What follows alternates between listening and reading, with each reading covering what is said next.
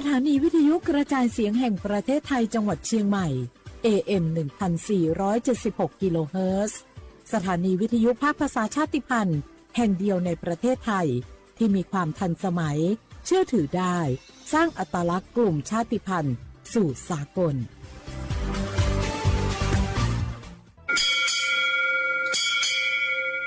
โอโบดะจ้าโอบิชเปอร์เหมือสุงคาปอกว่าย้อจงตัวดูธรรมาสถานีวิทยุภาษาชาติพันธุ์แห่งเดียวในประเทศไทยทันสมัยเชื่อถือได้แล้วพบกันที่สวทเชียงใหม่ AM 1476 กิโลเฮิรตซ์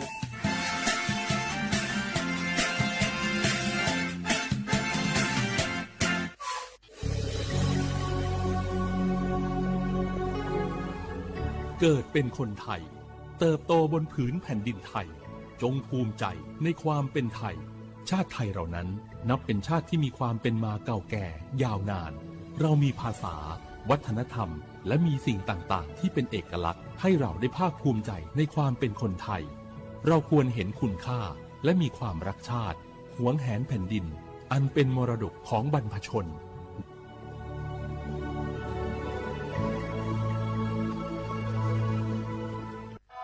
ฟ้าสลัวมัวแสงระวีส่องนกหยุดร้องวังเวงให้เงียบเหงามองฟ้าวันนี้เป็นสีเทาอกประชาหมองเศร้าระทมสวงด้วยพระราชธิดาพระองค์ใหญ่เสด็จคันไลสู่แดนสวงเสียงร่ำไห้สะท้อนสถานสวงพระเป็นดั่งดวงใจไทยประชา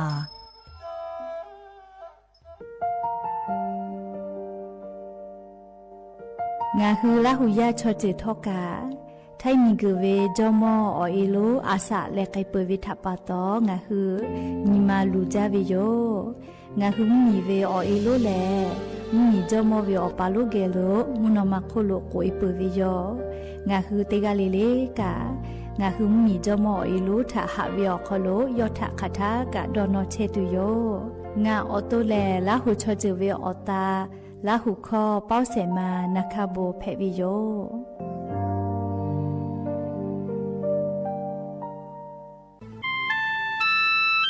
งาคือเจ้าวัดจิ้งใหม่ออกข้อต่อคืออติออกคอโลโฆษณาติผาคือกาเวลโกจ้าดาลาเพวิโยอลโกงาคือจิ้งใหม่ออกคอโลเวสถานีวิทยุกระจายเสียงแห่งประเทศไทยจังหวัดจิ้งใหม่แลออกข้อต่อเวสายาติผาสู่ไกเวกาวูจ้านหุและโฆษณาติผาคือกาเวลโกจ้าดะคือโทรศัพท์นำบัตรแนะ0 5 แนี่4ขอ0ขอฮีไม่เฮเลกะ0ก้อนี่อ้อขอฮีง่า4ก้อโทรศัพท์นำบัตรชเวทะจ้าดะและโฆษณาติผาคือลาเพวิโย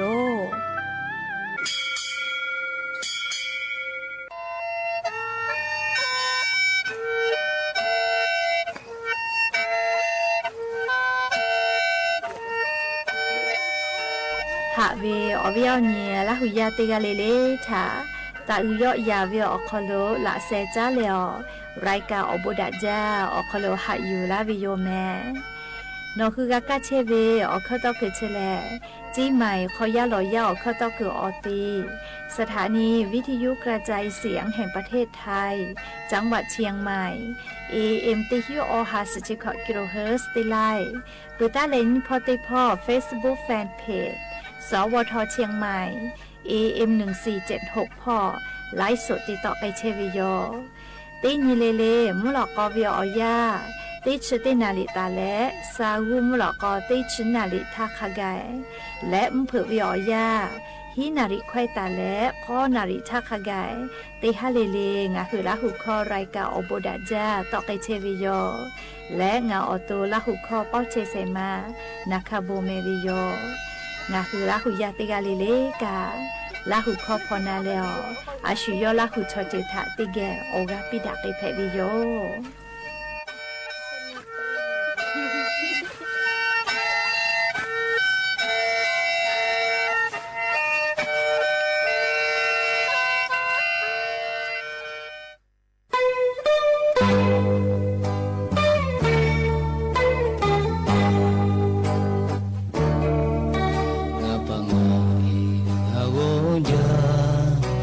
Kakoye jamalo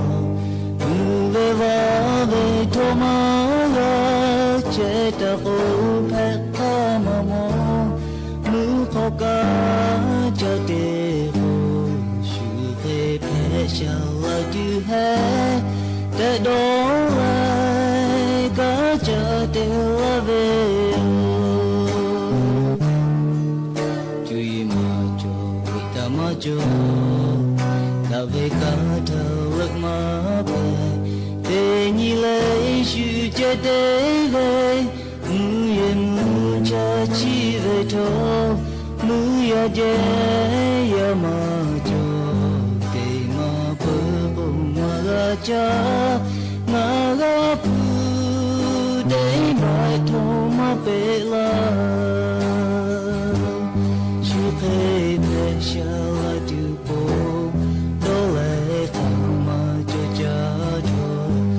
da ve pe pela du ma hello na panga e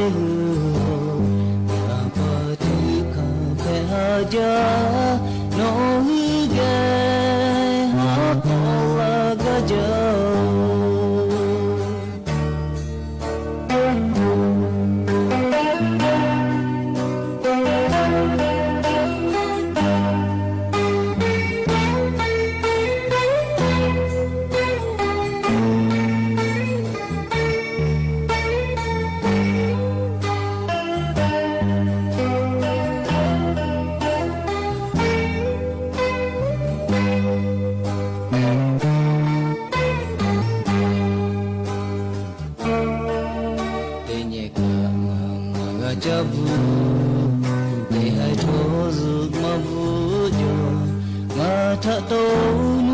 sắc hay giữ lại giữ cha la về lo na go thô je mà bay quê ga thô mà quê giữ la chữ đê la về thang bò cha đê chữ khê phết cha la du bồ đó lại thằng mà cho cha thô đó ta về khê hello nga pa nga e nga pa tu ka pe ha ja no hu ge ha pa la ga ja no hu ge ha pa la ga ja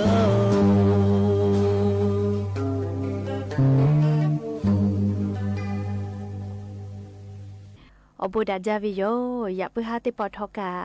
ดาจาวิโอยาชอคโลงาฮือรายกาอบูดาจาอคโลกับผู้กามดะและอคอกะกอกะดักอิเชวิทะปะตออลอเปติกาลิลิทะตะอุยอยาวิโอคโลละเซจาและรายกาอบูดาจาอคโลหะอยู่ลาวิโยแมหะวิโอวิโอเนียละหุยาข้าพ่อเชพโลเชตาเวคาคิเพเชเลติกาลิลิกาจาแมดอแมซุแมกะแมแล้วฮาเลดอซาปิแมยานี่แหละจุดที่สองขลุ่ยนี่สื่อฮับไปจุดไรฮับเปล่าขลุ่ยนี่ชุดขอนี่และจะขอนี่ฮีนี่ชุดขอขอวิวนี่ละหุยาติเผา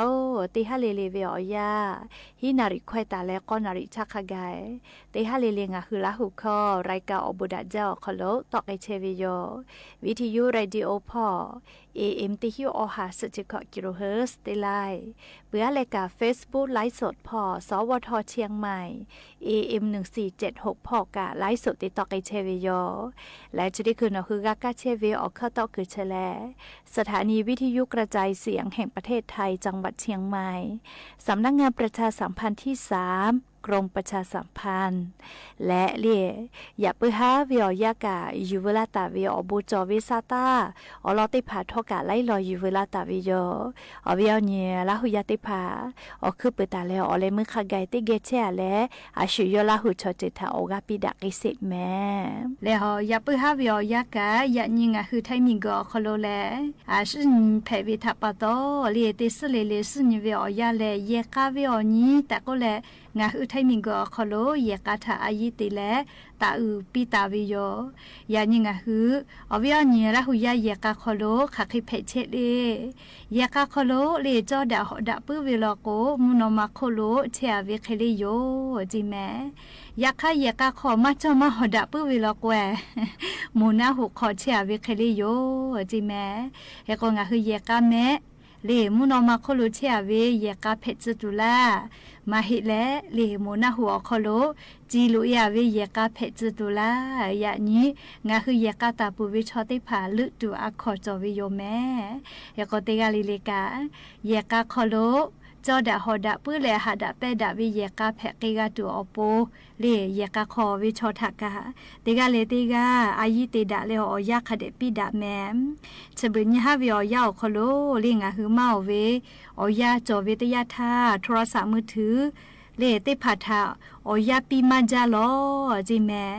เฉลลิงาคือไทมิงก็คอโลออยเลออยาพอกาติเชเวมอสลาอุติภายุคือฉันเยเตนี้กาตาเวสาตาติภาเพวิโยเชบึญญาวิอยาคอโลเลออยเพวิชอติภาทอกาลีโทรศัพท์มือถืออคอโลโซเชียลมีเดียก็เวเลออนไลน์พอลุยเลลิกเวมาจาลอจิแม่เตพาพาลก็ยาจุดต่อกับโทรศัพท์มือถือFacebook ลิกเชเฮเลเฮก็ฉันนี่เวอคโลกามอเวอเยเซมาเพเวเลออยเพเวตินี่เวอคโลเลงาคือออนไลน์พออยาปีเวนะงาชั่วโมตาเลอาลาคิขอชั่วโมเคงาคือออนไลน์พอยาปีเวลอจิแม่มาเวเลลิมเพสนาลิตาเลเลียติชตินาลิขกายลอจิกมาเลียอยาเชเวอคโลงาคือออยเพเวติพาออนไลน์พอลุยเลลิกเวนะเฮก็ออยเพเวชอติพาออนไลน์พอลุยเลลิกมาจาวินาบัติเล Facebook ลอจิเลีย Facebook ขอกะจะเปิดเฉลยอย่าจอเวก็มาลินซาเจ้าให้จอรือยอดเวจอลินตุเปจาเล Facebook ขอกะเพื่อเลยนะบัดนี้เราก็ YouTube เจนะบัดเสร็จเราก็ TikTok เพจวิลอจิแม่จะเวลาเลี้ยวอีเพจวิเยสมาเพจวิชอติพาลุยแลลิกมาจาเวแพลตฟอร์มติพาออนไลน์พอเวจิแม่ลีนะบัดเต้ Facebook ลีนะบัดนี้ YouTube นะบัดเสร็จ TikTok ลอจิเฮก็ลีงาคืออีเพจวิชอติพาลีออลอติพาลุยเลนิมาจาเวนะลีออนไลน์พอยาฮูเวเลยานิหาซาเวยามาเวอลอวิดีโอติกาเวลิบุกาเวนิมาเวสุด10%ลอเจซาตาพองาชเซเปอร์เซฮาเลตุเวงาชนิเปอร์เซเลเลโมฮวาเวติพากานิเวงาชเตเปอร์เซเลโปรโมชั่นเลโมอฟูยอเวจะเคติพากานิเวกาอชกอเปอร์เซเจเมลิเชเลออยเพวิชอติพาออนไลน์พอนิมาจาเวคอนเทนต์ติพาเจเรียกก็งาฮือคอนเทนต์เตเวชอติพาเลอยอปูเตเวลโกเลอเจชติพาออยนิมาจาเวลแม่ลิชกาออยเพวิทอกาโทรศัพท์มือถืออยาปิกาวิคาชูเยกาขอเวเยเสพาเตเลลียาปายามิทากาอยาคาเดปิแม่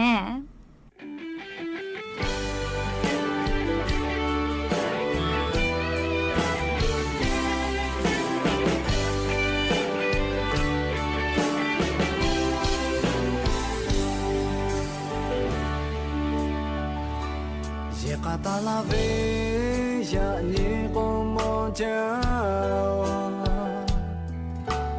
no tan have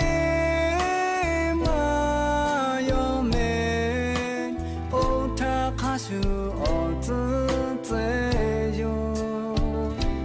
ngao bun da ve ye she ma e o de ha kho kha ga Tanga gelo chele Ora pilave me pu e Te po pueka na le maga No avele nga usapo ogu e yo Asha le te dream Dale Petri opo ye katale te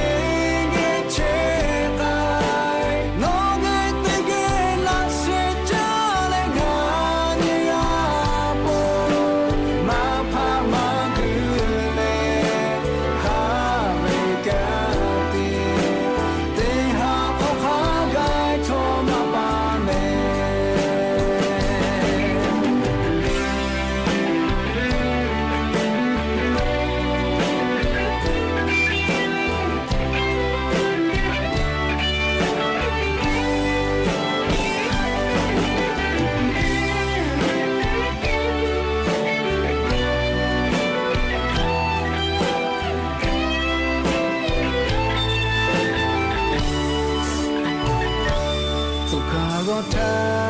งงานเพลาเชเลโอ้กาพิลาเว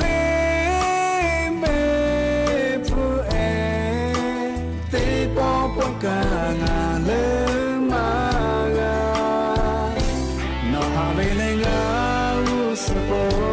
โอเกเอโยอาชาเลเตจวยมาพัดาเล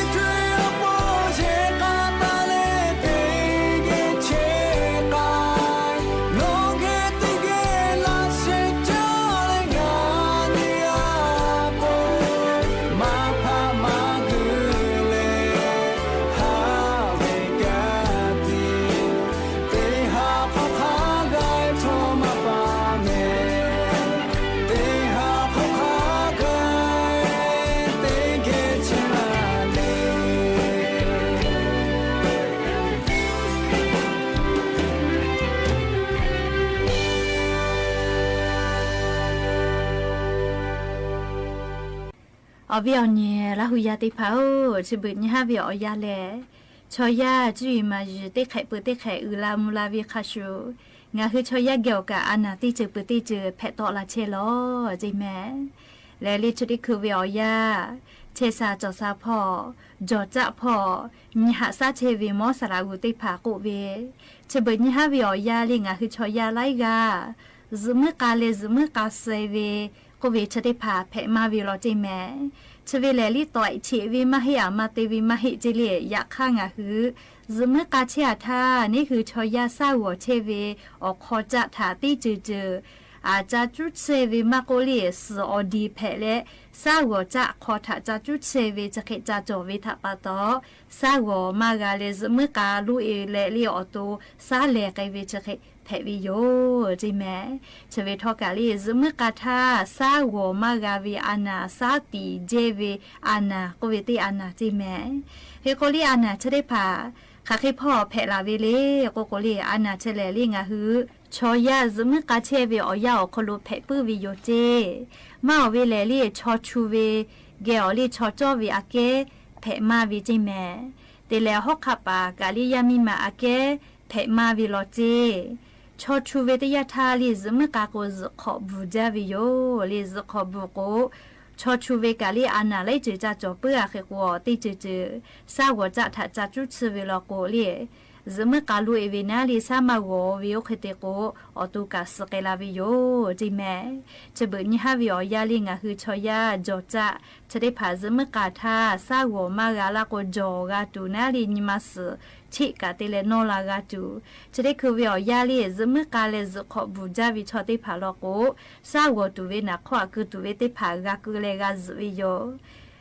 ဇခဘူဂျာလူဂျာဝီချတိဖာလောကိုလေလေချတိခုဂဟာစာချေဝီယိုလီအော်လောကိုငါခုချရဇမကာထာလီဆာဝမဂါလေဇမကာလေဆာလေဝီချခေတိဖာแพมาวิทัปโตลีงาคือเชซาจอซาพ่อเวมอสลาอุติภากะซึมกาทาซากวตุเวออคือลีออกซิเจนก็เวลีซากวตุเวมูฮอซาลีออคือนักข้อมกว่ากาคือเลกาซวิโยอลกู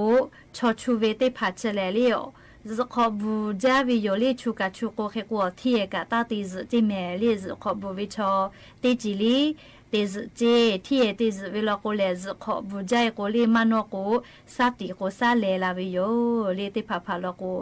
อาซขอกับวาลาโกเลลีซาหัวขวาลาโกอาฮาโลซาเลลอลอไกวิเลเตโกเลติปอกอบ ก็ต่อลาเวลีชอเตผาผาก็เวียงาซุขมาบูก็เวลีอยากเตผาผาก็เวียมาฮิเมชซุขบูจาก็เวลีซุขบูจาวิชอเกอกาชูจะจามาซกาวิอลก็โซเวลีฮอกคาปาเตผายามิมาเกซุขบูเฮวิจิเมเลคเตเลซุขบูจาวิชกาลีอานาติยาโยเจเลเลกาลีชออตูชูจาเวไกปูอือเวอสมุเวอานาบาวาอานานิมาสจะพอจาดาเวอานาจะเคจะเพอวิลโกเลคาเดกาฮัสากาฟาวิเจอลโกซมกาโกเลอาซาวมากาลาโกเลมานอยวินาลิซมกาเลซลุเอเวมานอลาปูเวโอเคเพกลาวิโยจิเมลิชกาชเดคือเวอยาลิงาคือชอยาเกอเพตอลาเชวิติอานาโยเจเฮโกงาคือเตกาลิลิกาอาชุยอตุยอกากาจอวิโยลิงาคืออเปากลุเชวิชอทากานานิวิโยงาซุขบวาลาอับุลาโกเลลิกานานิวิเลอาชุยอตุยอโกมาชเมลีซมกาทานี่คือมานอวิทาปะตอมาชวิโยเลเคโกซุขบูจาเลเลอวูปีกาอืจาเลอตุกาชูเลอานากาจอวิชอติพาลอกโกสยอเกเลเลมอสรากุทากุมาปีเลดอกคากาลอเลลิคาคิกาติหาซาเกตุเลอตุคาคิกาติจอเวอคาติพากาจานาไดวิโยเลอลโกอานาชกาจีฮีเวอานามาเฮลีเพอาลาโกชอยาเวอาสะชอยุคมากาลิเคโกมาเพลาสิทากาฟาเลคเดหาซาวิชเลเพปุขนอไทยกะกูเวอาเกเลดาตุยูให้แม่แต่กุเลอวิญญาราหุยาติพัทชเกสลาวิโยแล้วอย่าเปื้อหาติปอชิดะกาดะตุเวอลอติพาทอกะจะใครไม่เจดิโยแม่กากาพอนาเลออกาปิลาเชเวติกาลิลิทอกะซเมกาเมเชซาจอซาปื้อเลติกาลิลิกาฮาเลดอซาโกเลเวอโบชิติพากาลาปิแม่อโบจา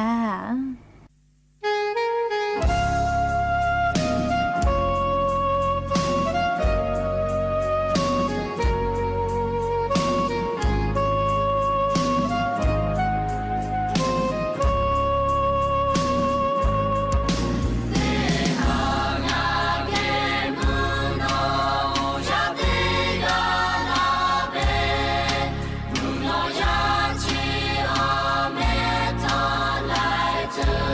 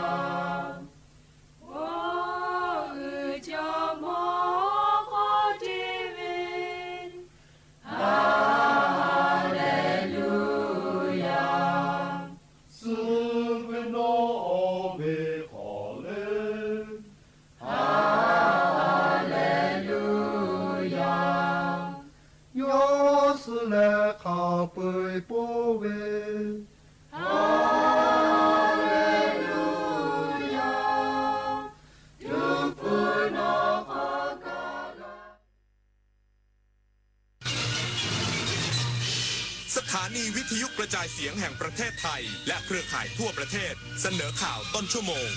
รู้เร็วรู้จริงเกาะติดทุกสถานการณ์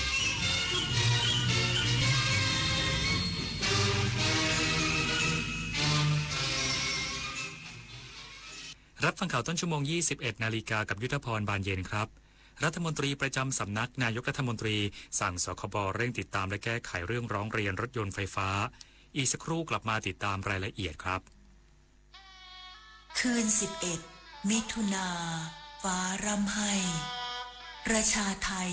วิปโยคโศกทวินกราบพระบาทอำลาน้ำตาริน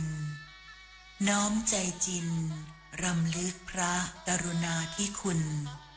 น้อมสำนึกในพระกรุณาธิคุณข้าพระพุทธเจ้าคณะผู้บริหารข้าราชการและเจ้าหน้าที่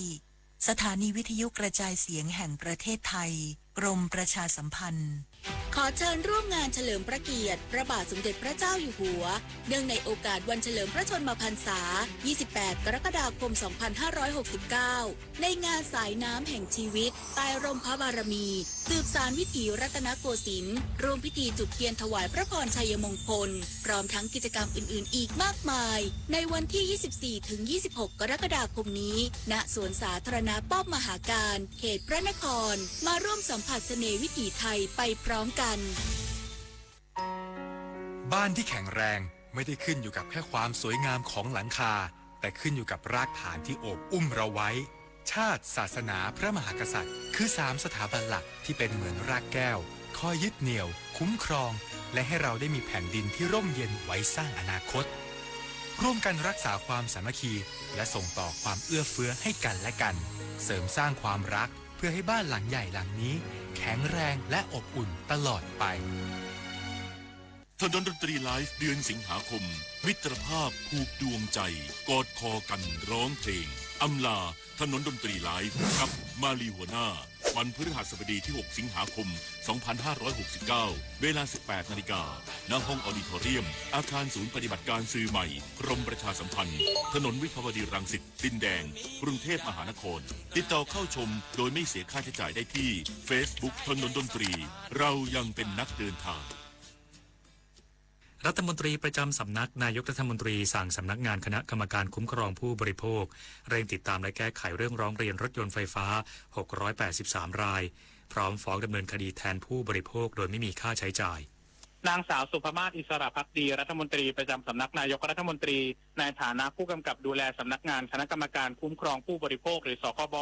ได้ให้นายประเดิมชัยบุญช่วยเหลือที่ปรึกษารัฐมนตรีประจำสำนักนายกรัฐมนตรีและสคบเร่งรัดติดตามและแก้ไขปัญหาข้อร้องเรียนจากผู้บริโภคกรณีรถยนต์ไฟฟ้าค่ายหนึ่งปัจจุบันมียอดร้องเรียนสะสมรวม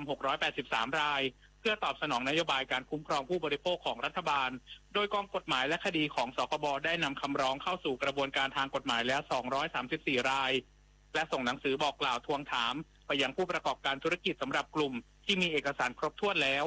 ควบคู่กับการหารือร่วมกับพนักงานอัยการเพื่อเตรียมความพร้อมด้านข้อกฎหมายให้รัดกุมพร้อมเน้นย้ำให้การพิจารณาทุกขั้นตอนเป็นไปอย่างรอบคอบโปร่งใสและเป็นธรรมยืนยันหากตรวจสอบแล้วพบเข้าเงื่อนไขสคบพร้อมจะใช้อำนาจตามพระราชบัญญัติคุ้มครองผู้บริโภคพุทธศักราช 2522 เป็นตัวแทนฟ้องร้องดำเนินคดีให้กับผู้บริโภคทุกรายโดยประชาชนไม่ต้องเสียค่าใช้จ่ายใดๆพร้อมขอให้ผู้ที่ได้รับความเสียหายรายอื่นๆเตรียมเอกสารสำคัญเช่นสัญญาซื้อขายและประวัติการซ่อมเพื่อยื่นร้องผ่านสายด่วน1166แอปพลิเคชัน OCPB Connect เว็บไซต์ของสคบหรือศูนย์ดำรงธรรมทั่วประเทศปฏิพล สัทธพรหมมารายงานรองนายกรัฐมนตรีและรัฐมนตรีว่าการกระทรวงคมนาคมเป็นประธานพิธีเจริญพระพุทธมนต์ฉลองสมโภชวัดพระมหาธาตุวรมหาวิหารจังหวัดนครศรีธรรมราชหลังได้รับการขึ้นทะเบียนเป็นมรดกโลกนายพิพัฒน์รัชกิจประการรองนายกรัฐมนตรีและรัฐมนตรีว่าการกระทรวงคมนาคมเป็นประธานในพิธีเจริญพระพุทธมนต์ฉลองสมโภชวัดพระมหาธาตุวรมหาวิหารจังหวัดนครศรีธรรมราชหลังได้รับการขึ้นทะเบียนเป็นมรดกโลกจากยูเนสโกซึ่งนับเป็นมรดกโลกแห่งที่9ของไทยมรดกโลกทางวัฒนธรรมแห่งที่6และแห่งแรกของภาคใต้พร้อมยกย่องความร่วมมือของทุกภาคส่วนที่ผลักดันจนประสบความสำเร็จพร้อมระบุว่าการขึ้นทะเบียนครั้งนี้จะช่วยยกระดับนครศรีธรรมราชสู่ศูนย์กลางการท่องเที่ยวเชิงวัฒนธรรมระดับโลกสร้างงานสร้างรายได้และกระตุ้นเศรษฐกิจฐานรากโดยกระทรวงคมนาคมได้เตรียมพัฒนาโครงสร้างพื้นฐานทั้งเส้นทางคมนาคมถนนสายศรัทธาถนนพุทธภูมิและโครงการรถไฟทางคู่สายใต้เพื่อรองรับนักท่องเที่ยวพร้อมเชิญชวนชาวนครศรีธรรมราชร่วมเป็นเจ้าบ้านที่ดีต้อนรับผู้มาเยือนและร่วมกันรักษามาตรฐานการท่องเที่ยวอย่างยั่งยืนเสรานิดาวงศ์ทีมข่าวสวทนครศรีธรรมราชรายงานกรมทรัพยากรทางทะเลและชายฝั่งประกาศเจตนารมณ์เชิงสัญลักษณ์ปลูกจิตสำนึกรักษาป่าชายเลนเนื่องในวันป่าชายเลนโลกประจำปี 2569 นายปิ่นศักดิ์สุรสวดีอธิบดีกรมทรัพยากรทางทะเลและชายฝั่งได้ร่วมประกาศเจตนารมณ์และมอบนโยบายหน่วยงานในสังกัดกรมทรัพยากรทางทะเลและชายฝั่งทั่วประเทศเนื่องในวันป่าชายเลนโลกประจำปี 2569 ตรงกับวันที่ 16 กรกฎาคมของทุกปีเพื่อขับเคลื่อนการอนุรักษ์ฟื้นฟูและบริหารจัดการระบบนิเวศป่าชายเลนอย่างเป็นรูปธรรมมุ่งรักษาป่าชายเลนให้เป็นฐานทรัพยากรที่ยั่งยืนของประเทศและของโลกพร้อมส่งต่อความอุดมสมบูรณ์สู่คนรุ่นหลังโดยเฉพาะการรักษาความหลากหลายทางชีวภาพการใช้ประโยชน์อย่างสมดุลและการผนึกกำลังผ่านภาคีเครือข่ายป่าชายเลนของประเทศเพื่อสร้างความเข้มแข็งให้ระบบนิเวศป่าชายเลนอย่างยั่งยืนเนื่องจากป่าชายเลนไม่ได้มีดีแค่ความอุดมสมบูรณ์แต่ยังเป็นแหล่งท่องเที่ยวเชิงธรรมชาติที่สวยงามให้ได้สัมผัสความสงบเรียนรู้วิถีชีวิตชุมชนและชื่นชมความมหัศจรรย์ของธรรมชาติอย่างใกล้ชิดจึงขอเชิญชวนประชาชนภาคีเครือข่ายและอาสาสมัครทั่วประเทศร่วมเป็นส่วนหนึ่งในการอนุรักษ์และฟื้นฟูป่าชายเลนด้วยการปรับเปลี่ยนพฤติกรรมเพื่อลดผลกระทบต่อสิ่งแวดล้อมและร่วมขับเคลื่อนกิจกรรมฟื้นฟูบนพื้นฐานขององค์ความรู้และความเข้าใจรวมถึงเที่ยวป่าชายเลนในเมืองร่วมเรียนรู้คุณค่าของระบบนิเวศปิยาพันธ์ยังเทียนรายงานปิดน้ำกันวันนี้เพื่อชีวิตที่ดีกว่าปิดไฟกันเถิดหนาเพื่อชีวาลูกหลานไทยจบข่าวยุทธพรบานเย็นอ่านรับฟังข่าวครั้งต่อไปเวลา 22 นาฬิกาครับติดตามข่าวที่นำเสนอไปแล้วได้ที่ www.thainews.prd.go.th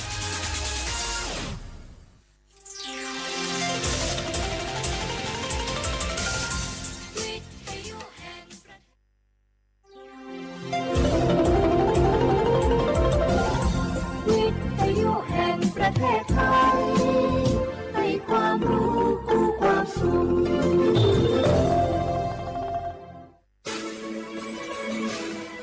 สถานีวิทยุกระจายเสียงแห่งประเทศไทยจังหวัดเชียงใหม่ AM 1476 กิโลเฮิรตซ์สถานีวิทยุภาคภาษาชาติพันธุ์แห่งเดียวในประเทศไทยที่มีความทันสมัยเชื่อถือได้สร้างอัตลักษณ์กลุ่มชาติพันธุ์สู่สากล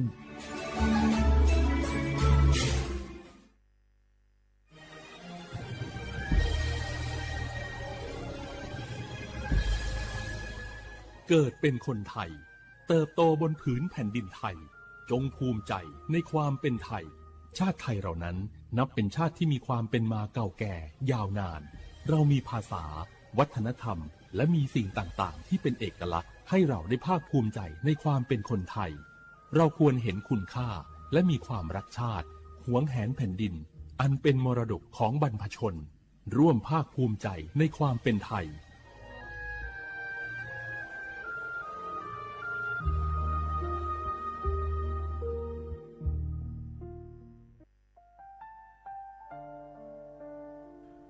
อาเดือไทยมิขอสงเผาอามาสมเด็จพระนางเจ้าสิริกิติ์พระบรมราชินีนาถพระบรมราชชนนีพันปีหลวงควยตาโอดาเลียกาชายันดาชอเนมาอายออามามิขอเปียวเน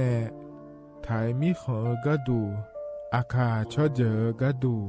เงเกเนลาหมายแอจิเชนีถามิเนนือมาหลักเว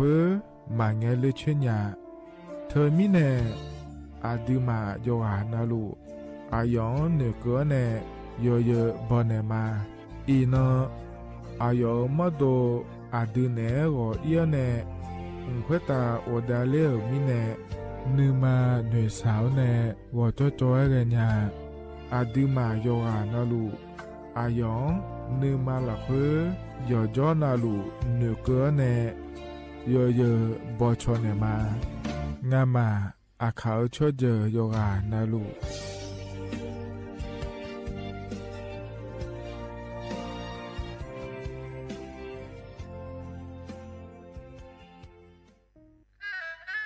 กราบก้มบังคมบาทปิยราชธิดาพระเสด็จสู่ฟ้าปวงประชาร่ำให้ครวญนานาพระกรณียกิจในดวงจิตทวินหวนทุกเราเศร้าในสวงพระคือดวงใจไทย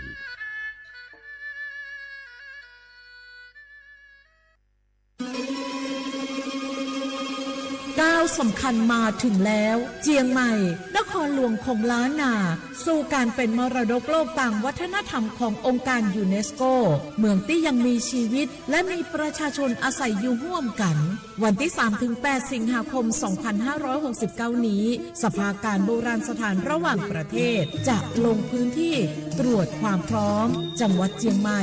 ขอเชิญชวนภาครัฐเอกชนและพี่น้องชาวเจียงใหม่ทุกคนมาร่วมแรงร่วมใจพัฒนาปรับปรุงพื้นที่ทั้ง5ประตู4แจ่งตามแนวคูเมืองและ7วัดสำคัญวัดเจียงมั่นวัดพระสิงห์วัดเจดีย์หลวงวัดพระธาตุดอยสุเทพวัดสวนดอกวัด7ยอดและวัดอุโมงค์ช่วยกันดูแลให้สะอาดงดงามคงคุณค่าสถาปัตยกรรมดั้งเดิมเพื่อต้อนรับการตรวจครั้งสำคัญนี้ร่วมกันร่วมสนับสนุนเจียงใหม่สู่เมืองมรดกโลกต่างวัฒนธรรมโดยสวท.เจียงใหม่สำนักงานประชาสัมพันธ์ที่3กรมประชาสัมพันธ์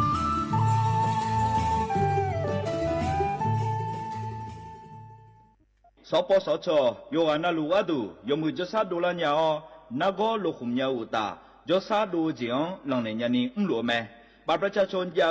ชกขาดมีเชงาหวงแนงาเชวิหวงกนีคอติบัตยักความดันเบาหวานชดเชอวัณโรคมะเร็งขาแม่นากอชดเชอยินกลายพันธุ์ของมะเร็งเต้านมมะเร็งอัดเชื้อแมมโมแกรมโฮอัตราซาวน์แนชดเชอมะเร็งปากมดลูกชดเชอบอูมามะเร็งนากงาลาและดอเฉียงเชโฮบูเดียงเชโฮขาแม่เสือดงเชลสิญญาเจมอนาสปสชติซุ่มจำยอสปสชเขต1เชียงใหม่นากาจำยองาซุ่ม你也啊松啊把有大毛的那个地过怎么样你嘛那个那路的那个地松你松有个那路个都没得ฮัลโหล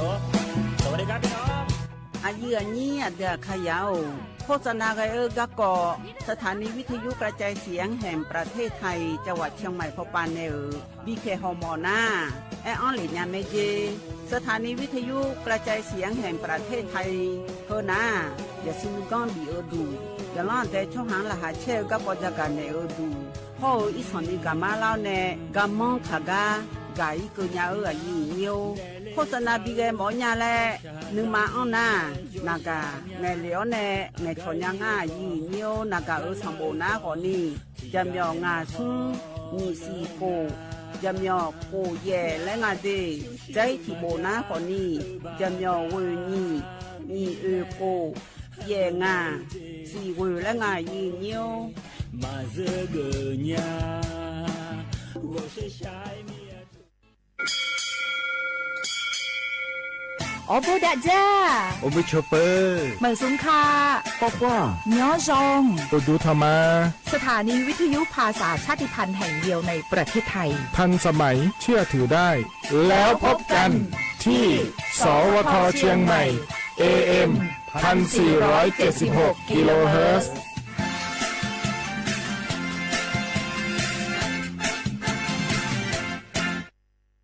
ข้าชอแม่น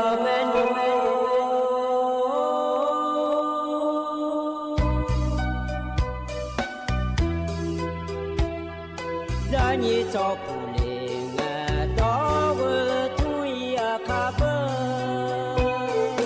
za ni cho mo le nga do nga cho ya ka ba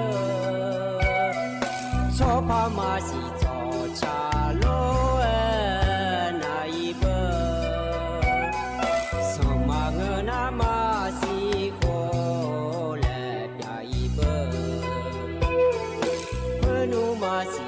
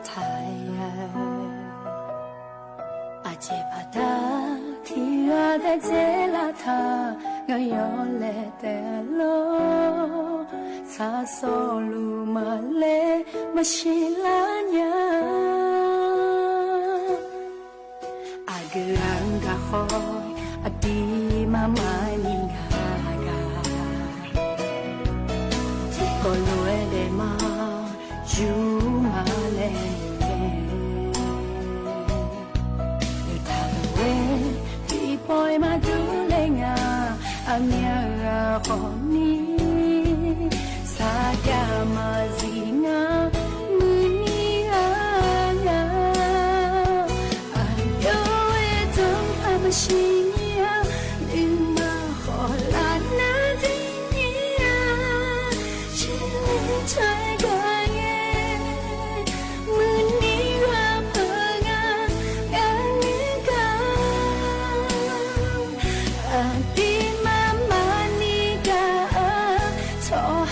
在中面西路，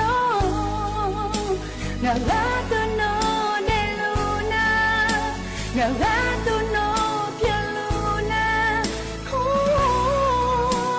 莫知泪血。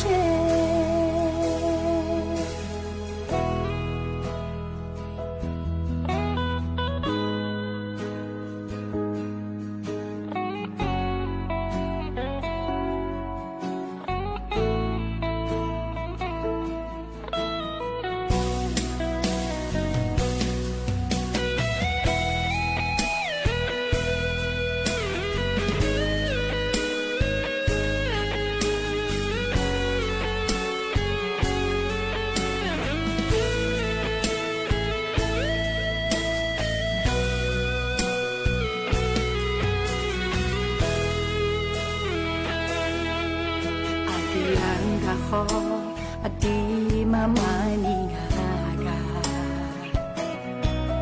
ti kolue de ma ju ma le le ti boy ma du le nga anya ga khoni sa ya ma zi nga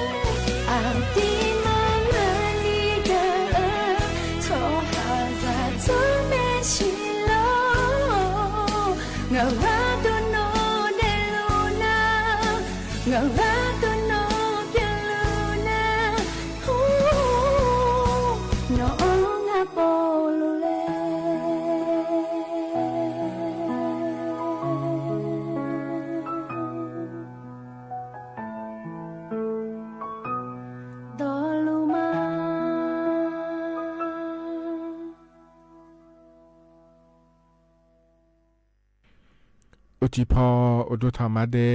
ยนี้โยกานาลุเนลอเยเนียวอีนาจอนงานากลาเยเนียลอวันอาทิตย์งานงานในเยนี้เทมิเนลอวันนายนาอันนละคุยนิมจีนางานในซาซาแล้วลอที่ขอรู้จอดามาเดเยเนียวเดนิมจีเฮกาเมียวมัวดัวเนเยนี้โยกานาลุเนทงจุลามาเยเนียลอမြောมั่วดัวชมยมาเงี้ยนี่อย่าปนเอาหลุดเดและเนี่ยหลุดรออย่างเดียวถ้าก็ยอมมาเนี่ยเนี่ยทางหลุดเนี่ยเมียอย่างเงี้ยล้อถ้าก็မြောมั่วดูนะขอเนี่ยสถานีวิทยุกระจายเสียงแห่งประเทศไทยจังหวัดเชียงใหม่สำนักงานประชาสัมพันธ์ที่3กรมประชาสัมพันธ์และคู่เลอย่างเนี่ยลอยนุ่มและอย่างนี้นุทัญญานีนะขอเนี่ยสวทเชียงใหม่และมาเดอย่างเนี่ยเดอย่านอนนาลุนะอันนั้นมาจานีล้ออย่างนี้อยู่นาลุเนี่ยทนช่วยมาเยเนี่ยล้อเยเนี่ยนิ่มจิกที่คอรู้เดี๋ยวดามาเดเยเนี่ยเดชะซาและส่วนอันเนี่ยเนี่ยรู้ล้อเยเนี่ยวานายนาอันนั้นชาลารู้ล้อเจล่าเงี้ยอุศอายามละคุยขอเนี่ยล้องานเนี่ยที่คอรู้อย่าทนช่วยนั่นก็ก็ขอเนี่ยจะกะด้านไหนในบิสิบิกาล้อนิ่มจิกก็ก็แหลมถ่ายยาเล่เยเนี่ยตะกายเยนี้บาสบริการแห่งรัฐและขั้วตัวชุมยอนอ๋อเนี่ยแล้วเนี่ยตัวเล็กเนี่ยนะขอเนี่ยงาชุมยอนมาเลย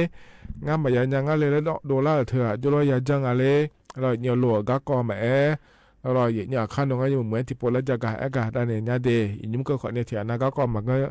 มาจังเจียเดอเราซับปวดมาซับปวดเดอเราซับปวดเนี่ยผายแล้วเราเนี่ยเหรอยอมา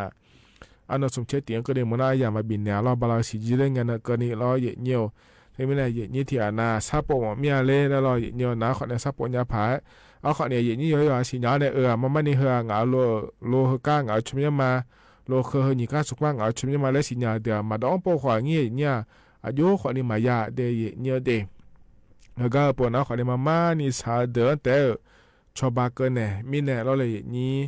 รอเนี่ยที่มีเน่รอเนี่ยก็ก็จ้องปมอเดนะขอนี่จะเนี่ยพายอาคารโรงงานจะกอากาศด้านเนี่ยมา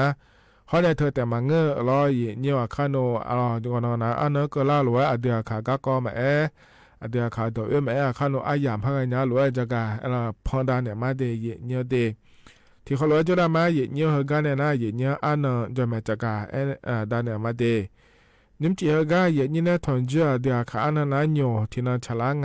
นี่ยล้อบาลาสีนะขอเนี่ยสีอาขอน้ำมังที่โขงเดเนี่ยไทยอันนั้นอินวันอาทิตย์อันนั้นนิเชโกบาลาสีนะกรกฎาคมล้ออาโคนะนิพังหายาโกช่วยเดยเนียเดเธอนะโคตัวละตัวล้อนี่เนี่ยทอนเจอนิมจีอายาเมื่อละคุยงาเดแค่กางานเนี่ยก็แลมทาเมียจะกาเดินไหนมีนาล้อดอชาติบิมและพนักดามาเดยเนียเดอดูทุผ่านในชาดอช่างงาเนี่ยล้อที่เขาล้วนนะหาเบียดามา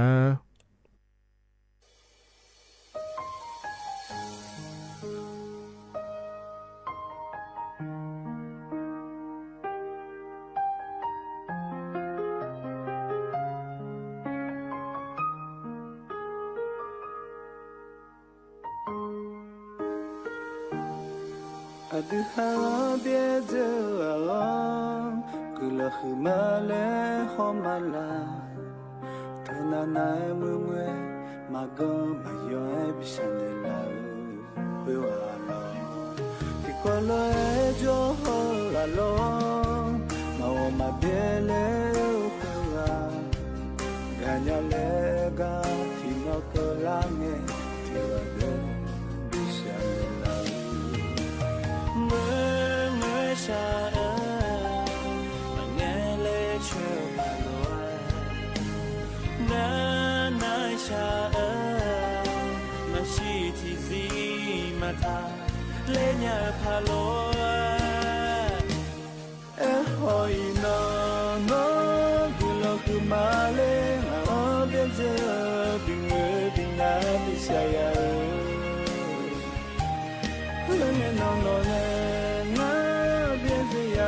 nga mangele hoa mamani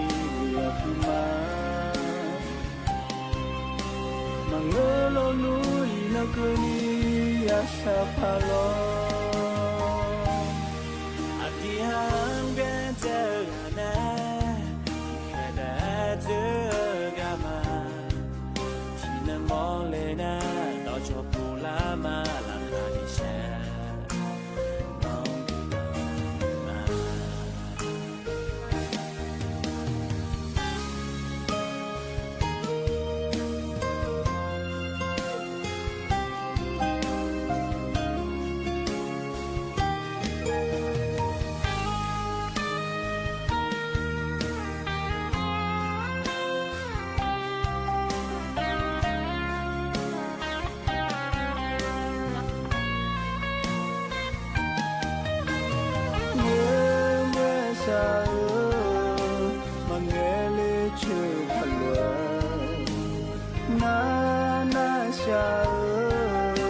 Masiti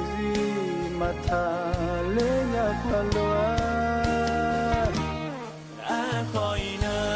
nong bilang malenya ongeja binge bina bisaya Khongena no ngang biasa ya ngam ele ho mama ni luma Mangelo no minangani zasha palo hoi no gulo khmale ngabeze binge bina bisaya Khongena no ngang biasa ya ngam ele ho mama ni luma Mangelo no minangani zasha palo Mangelo no minangani Rasha Palo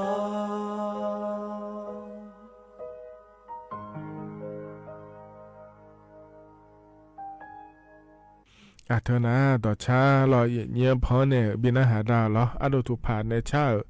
ต่อชางาเดยอนาลุยนะฮะเบียวดูล้อเงียว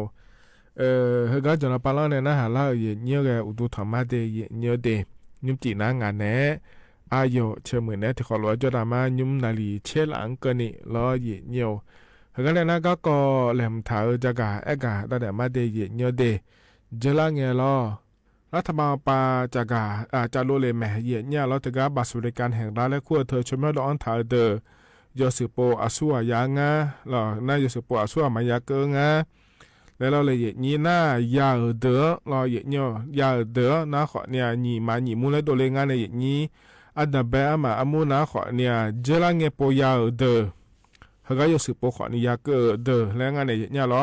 เจลังเงยาวเนี่ยเราเนี่ยชมว่าดอนเนี่ยเขาป่วยพยาเดอเฮเดนั้นว่าเดี๋ยวจะมาลัวเดียเนียเดไม่หัวปากขอเนี่ยรัวแล้วทำมาเป็นสินาลุชอบากะอยากเกิดแม่เดียเนียเดขอนี่ที่เดือนน่ะจ้องเจอละเงปล้อมาจ้าเลยล้อช่วยอันเจนี้เราบาสบริการแห่งร้านและขั้วเธอมายาเลยขอเนี่ยเฮปัวยาหมอเมียเลยมันไม่ได้ใช้มิเนเลยแล้วเราเนียถึงมิเนเฮปัวเขาชมยอดอ่อนเนี่ยถึงก็เจอละเงอันเนาะเชื่อสิ่งเงี้ยเนาะชมยอดโดเลยเนี่ยเฮปัวยางาเดและโดละเดยเนียวเฮก็เฮเดนะเราเนี่ยถึงก็อายุมันต่อจากที่โปรพยาบีสิเจเดยเนี่ยเดรัฐบาลพยาจากคนเนี่ยเนี่ยเหรองานมันนี่เกิดมาเดแล้วเราเนี่ยชอบการยืนยันตัวตนและคู่งานเนี่ยเฮก็เฮเดนะเราเนี่ยอินุมเนี่ยอายันบินเนี่ยเดถึงก็ชมยจากโปรยางเธอเราเนี่ยฮึบะอันเช่นนี้บาลาทิซีอาคนนี้พังอายาสิเช่นก็เนี่ยอายันบินเนี่ยมาเจเนี่ยเราถึงก็ชมยดอกเนี่ยเดเนี่ยเดการยืนยันตัวตนและขั้วถึงมาเนี่ยเหรอก็ปนชมดองปญาเลและนาเราเนี่ยถึงก็เนี่ยแอปพลิเคชันเป๋าตังรอธนาคารกรุงไทยข้อเนี่ยธนาคารอื่นก็พยายามเสียยิ่งต่อเพจนะชมดองอีหยาเดเนี่ยเดธนาคารออมสินธนาคารทกสธนาคารทอสข้อเนี่ยธนาคารอิสลามแห่งประเทศไทยและคู่งานเนี่ยเฮก็เฮเดนะเราเนี่ยเจลังเนี่ยบาสบริการแห่งรัฐและขั้วเธอมายาโฮรอเฮปัวชมดองเนี่ยชมดอลลาร์เนี่ยน้อยยางาเดและดอลลาร์เดอรอถึงกับที่โปรัฐบาลปายาจากโหลีเดและงานการยืนยันตัวตนและขั้วเธอรอเนี่ยถึงมิเนี่ยยี่นาการจะในแอปพลิเคชันเป๋าตังและขั้วเธอยานะถึงกับเธอพอในขอเนี่ยจากโหเนี่ยมังเงินนะขอเนี่ยรอเนี่ยส่วนงานในเนี่ยธนาคารกางากาเนี่ยจากโหเนี่ยไม่เดเนี่ยเดนั่นถึงกับยุ่งยามยากาสาลัวรอเนี่ยแล้วชมดอเนี่ยมันไม่สามารถขอเนี่ยฮะโดเลงเนี่ยงานมายังงานเดและดอลลาร์เดแล้วพยางานเทียเนี่ยหรอเฮก็เฮเดนะเดเนี่ยที่พอภาษาปัญญาเจเนี่ยหรอถึงก็เนี่ยโครงการเว็บไซต์โครงการแล้วเนี่ยบัตรสวัสดิการแห่งรัฐและคู่ก็เนี่ยขอเนี่ยซับปัญญาเหมือนกับขอแอปพลิเคชันเป๋าตังค์ไปเนี่ยขอเนี่ยซับปัญญาหรอแอปพลิเคชันทางรัฐข้อเนี่ยส่วนงานเนี่ยเกิดธนาคารงากาเฮก็เนี่ยขอเนี่ยจับปัญญาเนี่ยไม่เจเนี่ยหรออันนั้นอันยังมีเนี่ยนะขอเนี่ยเธอบาลาฮสีจิเลงเนาะก็นี่ล้อเนี่ยอันนั้นสมเชติบาลาสีเสียสีจิเลงเนาะก็นี่งาเดเนี่ยเดคือมีเนี่ยล้อเฮก็เฮมีเนาะอายามยาวเฮละคุยล้อนี่ก็จับโปญาแต่เดเนี่ยเดงามันนี่สาวเนี่ยอยากเกิดหมอมีอะไรแล้วล้อเนี่ยจะมีเนี่ยงาแล้วก็นะเฮโลอยากงาเนี่ยยอมยากาสาลัวอาเจก็เฮงาก็เนี่ยเดนึงอันเนี่ยมาเจียตัวคนนี้เจ้าดูเนี่ยที่อันน่ะเราเนี่ยรอลีเธอยาวเนี่ยเราอาหูบาจาขอเนี่ยอันเจอเนี่ยเราอันเจอกันเนี่ยเขาก็เดือดเยอะกันเราเนี่ยชมมาพันเนี่ยเรางอยุ่มลูกกันเนี่ยให้เดือดชมเนี่ยก็ลูกงานหัวเราเดือดอันเนี่ยหัวเราเลยอย่างนี้มาโอนถ่ายแล้วยังก็เราได้ถ่ายตัวอย่างเงี้ยเนี่ยชอบการโอนรถแล้วคงเราหัวชมเนี่ยเยอะกันชมเนี่ยมาจับเปลี่ยนเนี่ยเดือดเยอะกันชมเนี่ยก็รู้ถึงมีเนี่ยเราทำมาปะชดเชยเขาจริงเนี่ยเราเนี่ยเฮ้เรา有时候说俺来了好像还有啊，出门多啦不？他们呢嘿，那老将俺来了多啦呢，去买药的好，你着，第二呢，老客你个什么家家好呢？要出门在家好呢，ที่个呢安家了，安家了也牛，的好你个，แล้วนี่นี่ที่个家啦，แต่เลยนี่个好买家เลยแล้วเลยนี่老客了。เ เดโฮโลซาลูเดขอนิงจอที่อาน่าล้อโลเคหูปานิเชสมเชขอบยากันเลยนัวล้อจออีจีเนี่ยมาอยู่นี่งอเจทันเนี่ยจะเดขอนิงจอเฮมาเนี่ยนะล้อเนียวจออีเนี่ยมาอยู่นี่โฮโลงอเจทันเนี่ยบิจาเฮมาพาอยู่มาเดลเธอก็จะจ่าเดเนี่ยเดมาจ่านะอเมียขอเนี่ยชมเนี่ยอยู่เฮายซ่องแล้วเกิดฐานเนี่ยเธอก็จะหลุงอ่ะเธอเนี่ยที่นี่เนี่ยมาพาอยู่เนี่ยล้อเธอเนี่ยตัวบิจานะขอเนี่ยมาพาอยู่มาเดโลเคกันนะเดลยาจ่าอีเดเนี่ยเดเขาในเธอแต่มาเงยยิ้มยาจีจางง่ายเนี่ยที่อาณาอะโคเชียงอ่ะเชี่ยวขวบเมืองล่าขอนี้ล้อเนี่ยสมบูรณ์อย่างง่ายเลยและดอลลาร์เดขอนี้จ่อแล้วงาเธอเนี่ยล้อเธอมีเนี่ยล้อเนี่ยเฮเดมาเนี่ยล้อเนี่ยอยู่หามาเงยเลยอันเจเจมาเลยง่าสมบูรณ์อย่างมาเงยเลยเธอน่าชั่วโมงเลยเนี่ยอยู่สมบูรณ์อย่างง่ายเลยและดอลลาร์ง่ายเลยแล้วล้อเนี่ยเฮเดนะเดเนี่ยเดเธอก็ส่งอะไรก็ล้ออยู่มาเนี่ยอายาบินเนี่ยล้วนจ่ายเนี่ยแม่เจเนี่ยล้อนะ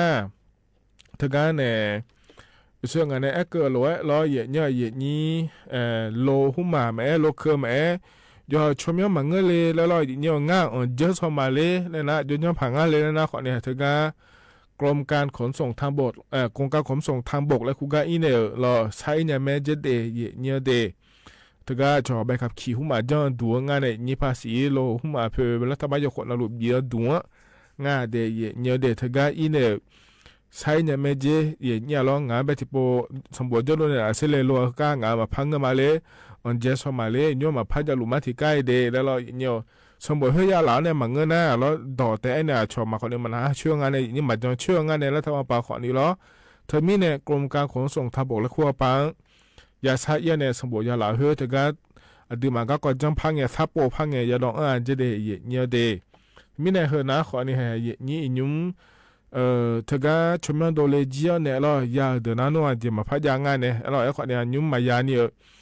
งานก็ดูที่พอพัฒนาเนี่ยละเสร็จงานมันนี่สามารถเลยเหรอโลอังจิเลดอลลาร์งานโลมังเงเลยโลเคยแม่ก็อังเลดอลลาร์งานโลเคยมังเงเลยแล้วเราเนี่ยสมบูรณ์อยากขอมังเงเลยแล้วเราเลยนี่ยอมยาจีแม่ก็เราคุยให้จะเฮดต่อรู้เราคุยเขาก็ข้อหมายเราเลยนี่บาลาสิเราคุยก็ยังเราจังอาจีเนี่ยเธอก็เลยทำมาปังจากโคเจเดเนี่ยเดเธออยู่น่ารู้ว่ามันนี่สาเดนะขอเนี่ยรัฐบาลปานเนชอบากายาเกเนี่ยพายเดแล้วงานเทียเนี่ยเราที่มีเนี่ยเฮก็นะขอเนี่ยนี่อยู่น่ารู้แล้วทั้งแท้เนี่ยเขาเข้ามาก็ก่อนจะได้เนี่ยพายแล้วจะกะเอกะดาเนี่ยในบิสิบิกาเลเดเนี่ยเดเฮก็หนาวเนี่ยเราเนี่ยต่อชาติยุ่มแล้วพนักดามาเดอามีเนี่ยชาต่อชาเราเนี่ยยาซุ่มกามาและงะรอที่ขอร้อยนะฮะจอดามา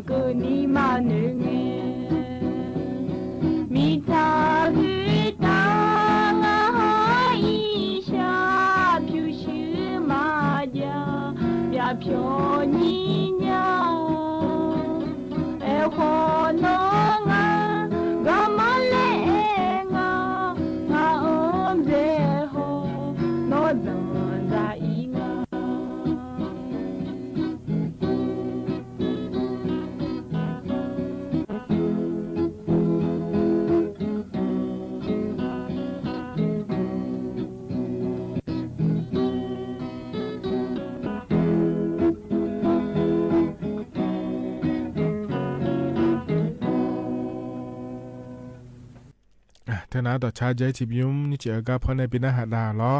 ยานาหาเบียวด้วยเนี่ยล้อแหกันเนี่ยนะล้ออาโหเฮกาเมียวดูจ้องแงล้อเลยนี่หลวงแงล้องานเนี่ยเธอกา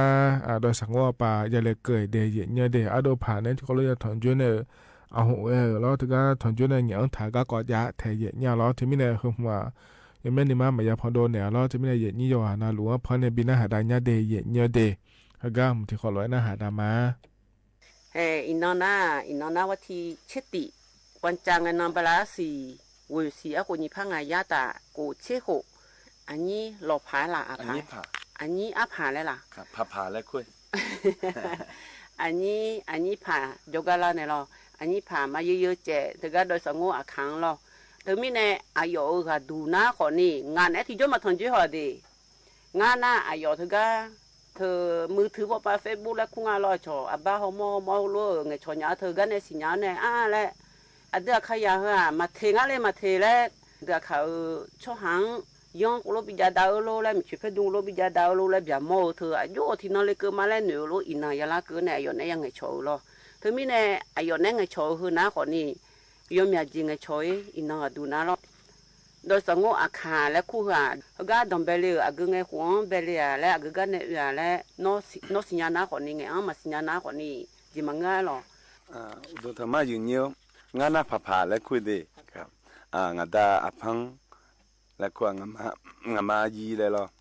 นับจากนั้นเยอะเจกุยก็สงบกับปุยจ้อยสมเชยเยโคสมเชยเวโคเบียมางาจีอ่ะยี่ห้อคือลาอย่างมีหรอนังยาตัวเนี้ยอภัยพี่ขอมืองาดังมาขอมืออายุชูเดือขอมืองามาขาน่าปีพศ2469ไงจอเลยงานคณะราชการพอในบันทึกถ่ายหน้าอาคาพูในอาเบเบเลอาคาจูเบเบเลแล้วก็บูถายา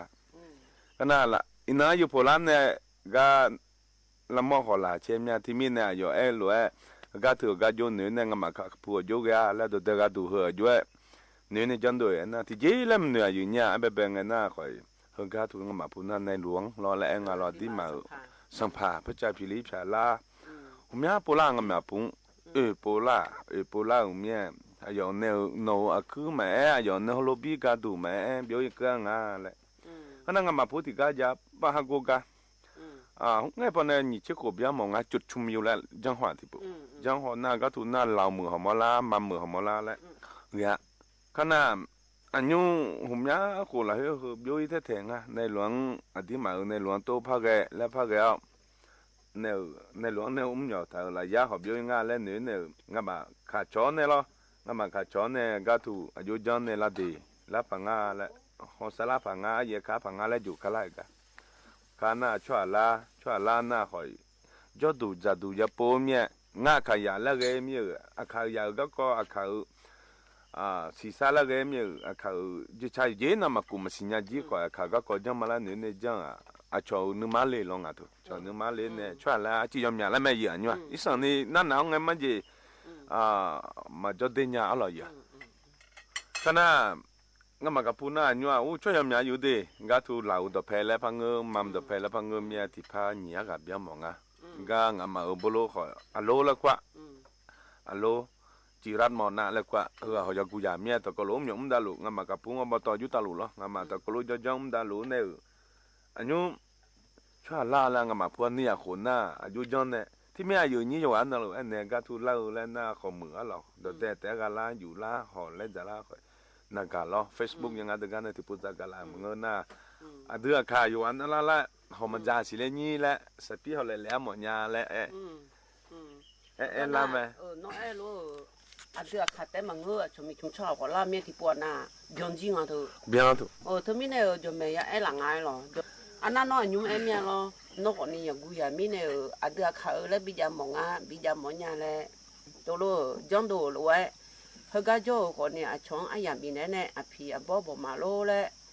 หัวมือบ่มาอายุมาสัวสิญญาเนี่ยแม่ลองเนี่ยเล่นนั่งอยู่ที่มามือเมียเลยหรอเงินไม่ยากง่ายจนน่ะเนี่ยรู้มาเฟซบุ๊กหัวว่าง่ายเขาสิญญาเนี่ยจังเงินเมียเดือดขาจะรู้ไหมสิลังดาแม่ขจาจีเราจะเจนน่ะลูกเบี้ยหมดดิ อาซาสันหลอมยาอดูบุหอมยาเปียวงมาพุงโยเจนเอาสลันตาเปียวหมอนเนี่ยนี่อย่างละมันยามเนี่ยบิเลแล้วเนี่ยมาอย่าจะรู้หรอบ่าอยู่ก็อย่าจอมหมอพี่ญาและกักถางมาหอเนี่ยมาอยู่เจนย่อยมาบิบย้อยเนี่ยก็มาทะเลงาหอซานเนี่ยนำมันชอบเป็ดนั่นละเนี่ยอยู่กุลิญาแม่หรอเธอก็อยู่ทะเลแล้วอลีก็น่าจื้อซอนเนี่ยเธอนะคนนี้นี่ชอบแพอลีพาขึ้นนะคนนี้อลีพาขึ้นนะคนนี้อายอนะพิพิธภัณฑ์และเธอพองจีครับพิพิธภัณฑ์เธอพองเธอนะคนนี้พิพิธภัณฑ์และน่ะเดือดขาวดอกเธอนะคนนี้อยู่หามาบิบย้อยมอยาและจิมยุ่มครับอันนั้นยุ่งจิมยุ่มจะดูทันยังไงให้เลยเนี่ยอย่าดูให้เลยเนี่ยมาจ้อนะเลยอาจีเนี่ยยุดแบบมันเนี่ยบิมก็รอแม่ไทยแม่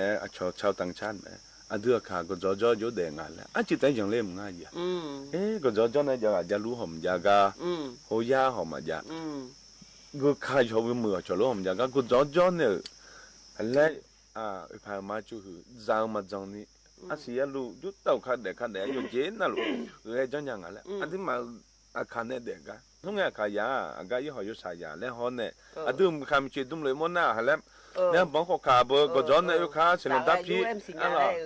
เสนดาพีเมียกับพิวโดเมียแล้วหรอดูจ้าเถอะอยู่สั่งจ้าเลยชอบเขาว่าเนี่ย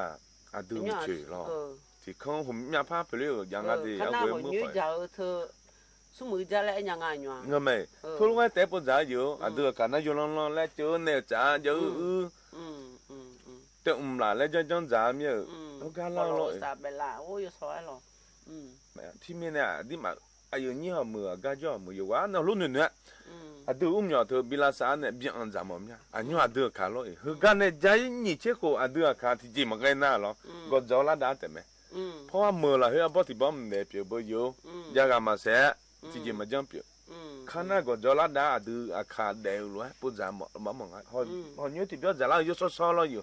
ยากมาอุ่นนี่แล้วดูละจ่อเฮ้อีกคนนึงเดี๋ยวที่ยิ้มยาวอีจุดแต่เลยจะเยอะอึดอัดคือเลย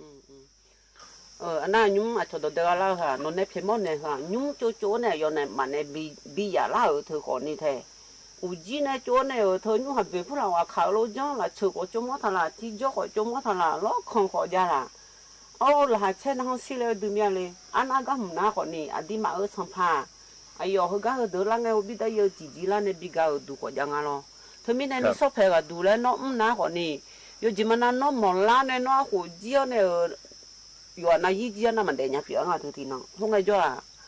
น้องยังก็มีเนี่ยละอยู่จังเลยหนุ่ยไทยเลยอาจารย์น่ะบีหมดเมียก็ถูมิจฉาถูน่าดพี่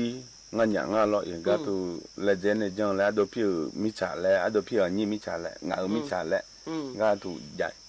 ก็งานพิจารณาเลยผมอยากขอมาเลยหรอเมียหัวอย่างมิจฉาเลยบินเนี่ยมองานไปมาบินเนี่ยนั่นชอบแผ่มือมือสีล้ออยู่จังไงจ้าล้อมาล้างมาสีจ้าล้างมาสีแล้วที่มีหัวใหญ่ไอ้น่าเบอ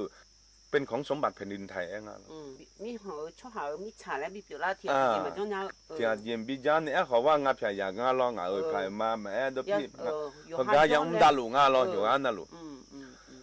ชอบมุมล้านยาเยอะเพราะว่าเขาก็กอมสิญญาเดือขาก็กอมสิญญาอย่าจอดดาลิเตเทียเดือขาจิตใจยังเล่มงาจีอาคาบิญญาเถอะรถถังจังดีเลี้ยวรถถังเกทีเถอะคุมปัญญาเนี่ยกุศโลบายเนี่ยย่อมือลอยหยามัง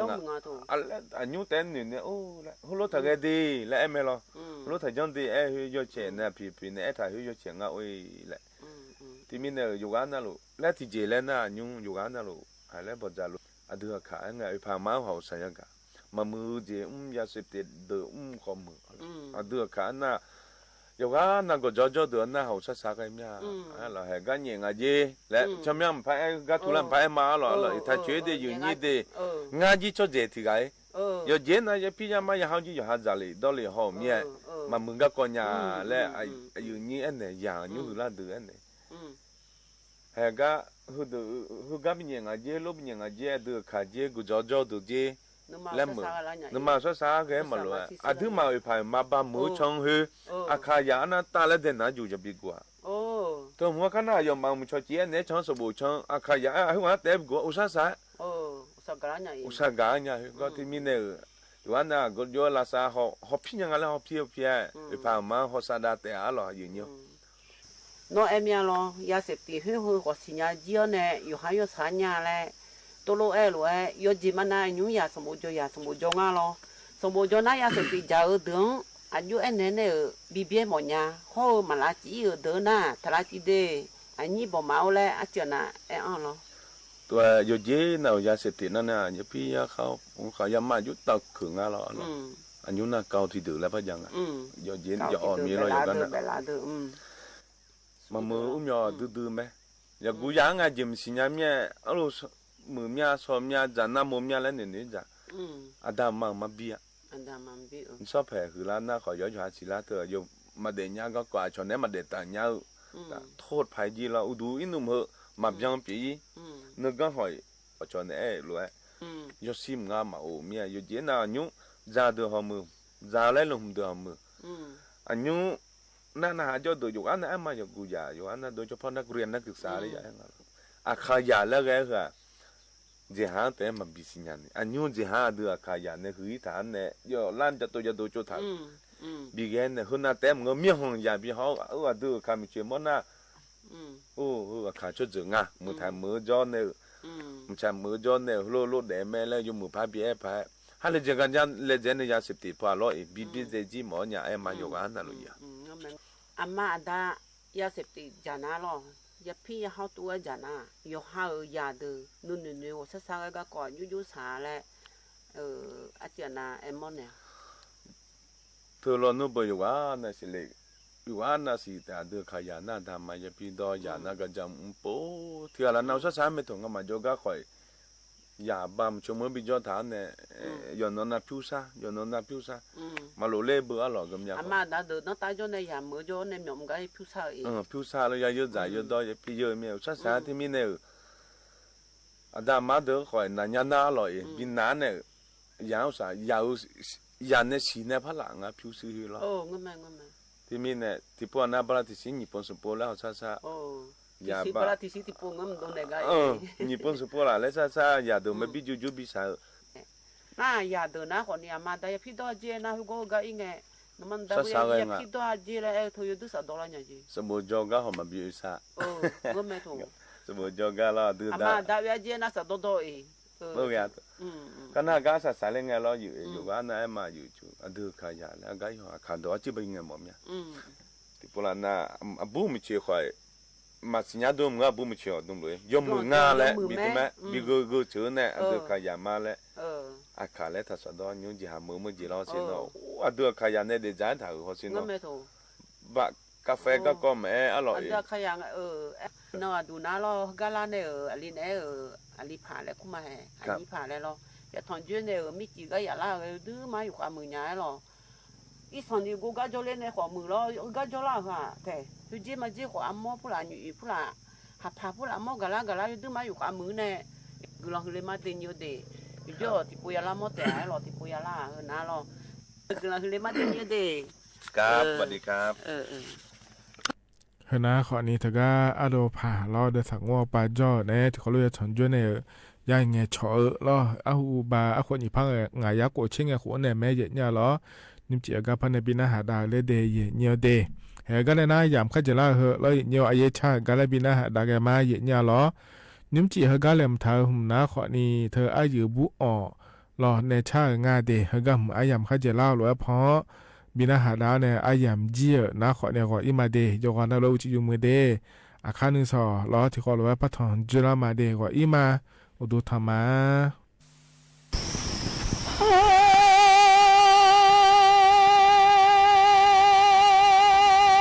是啥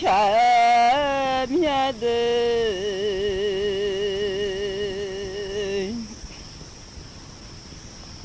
我们下面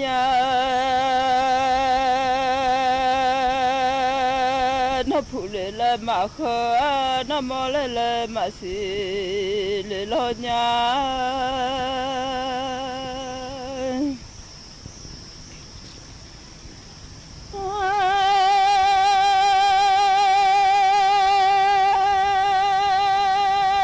普雷了马赫普雷特别马上面啊，普雷也好的，别马上呀了，那么来马西了，么来可修可拿了钱马上呀。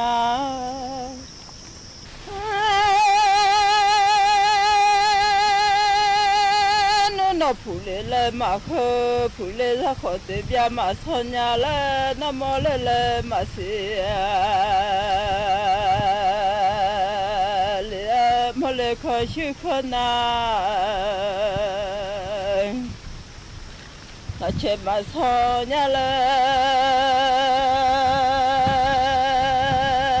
人家闹让你出糗，哎呦啊你都来。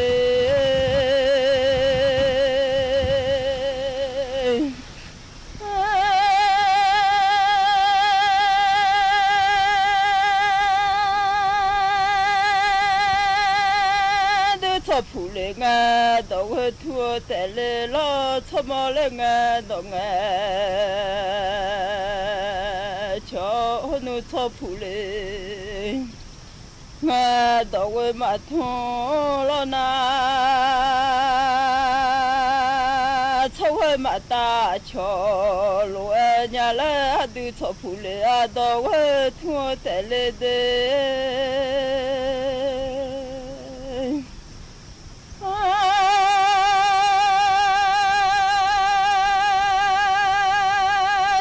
普雷啊，你呀马拉，让你上去马达，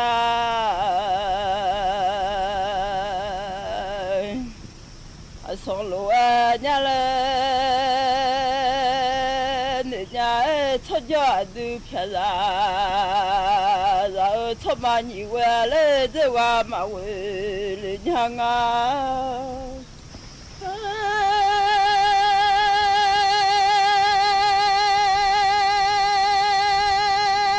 你出家了都知道，然后那普雷来马后娘了，那么来马西，娘嘞，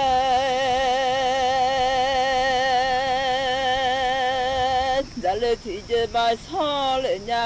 他来推荐马普来娘出家有啊你都的。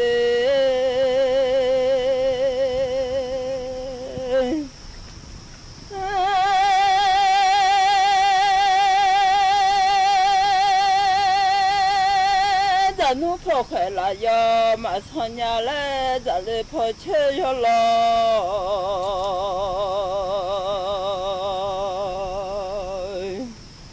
马普里伢来，人家闹些下面，你妈老会我下了伢。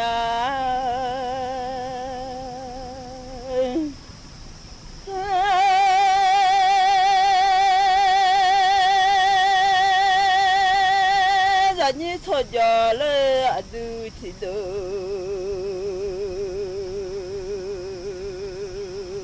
然后啊都把门喊，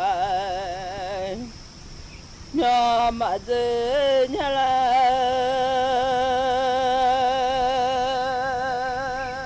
什么一吃还娘妈铺了啊都出铺了啊到我痛啊的。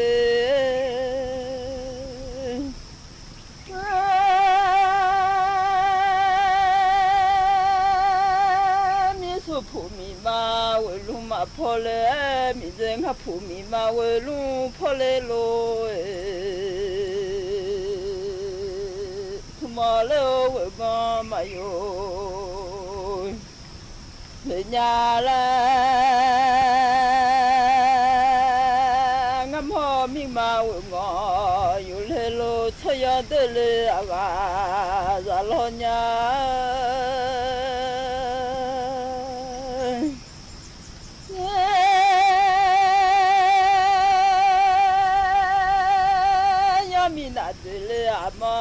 쳐야 자들을 아가냐래 쳐야들을 쳐서 오케이 말르냐래 여미나들이 아모자냐 시샤미야들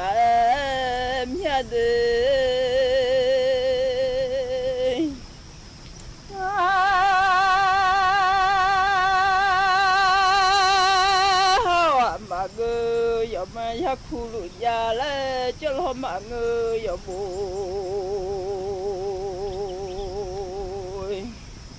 야조루라미야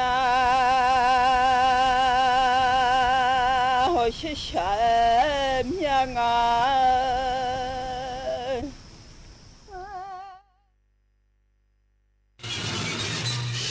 สถานีวิทยุกระจายเสียงแห่งประเทศไทยและเครือข่ายทั่วประเทศเสนอข่าวต้นชั่วโมงรู้เร็วรู้จริงเกาะติดทุกสถานการณ์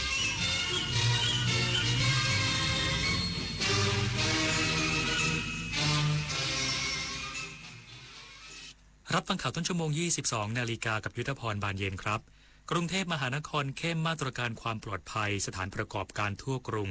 อีกสักครู่กลับมาติดตามรายละเอียดครับ กราบก้ม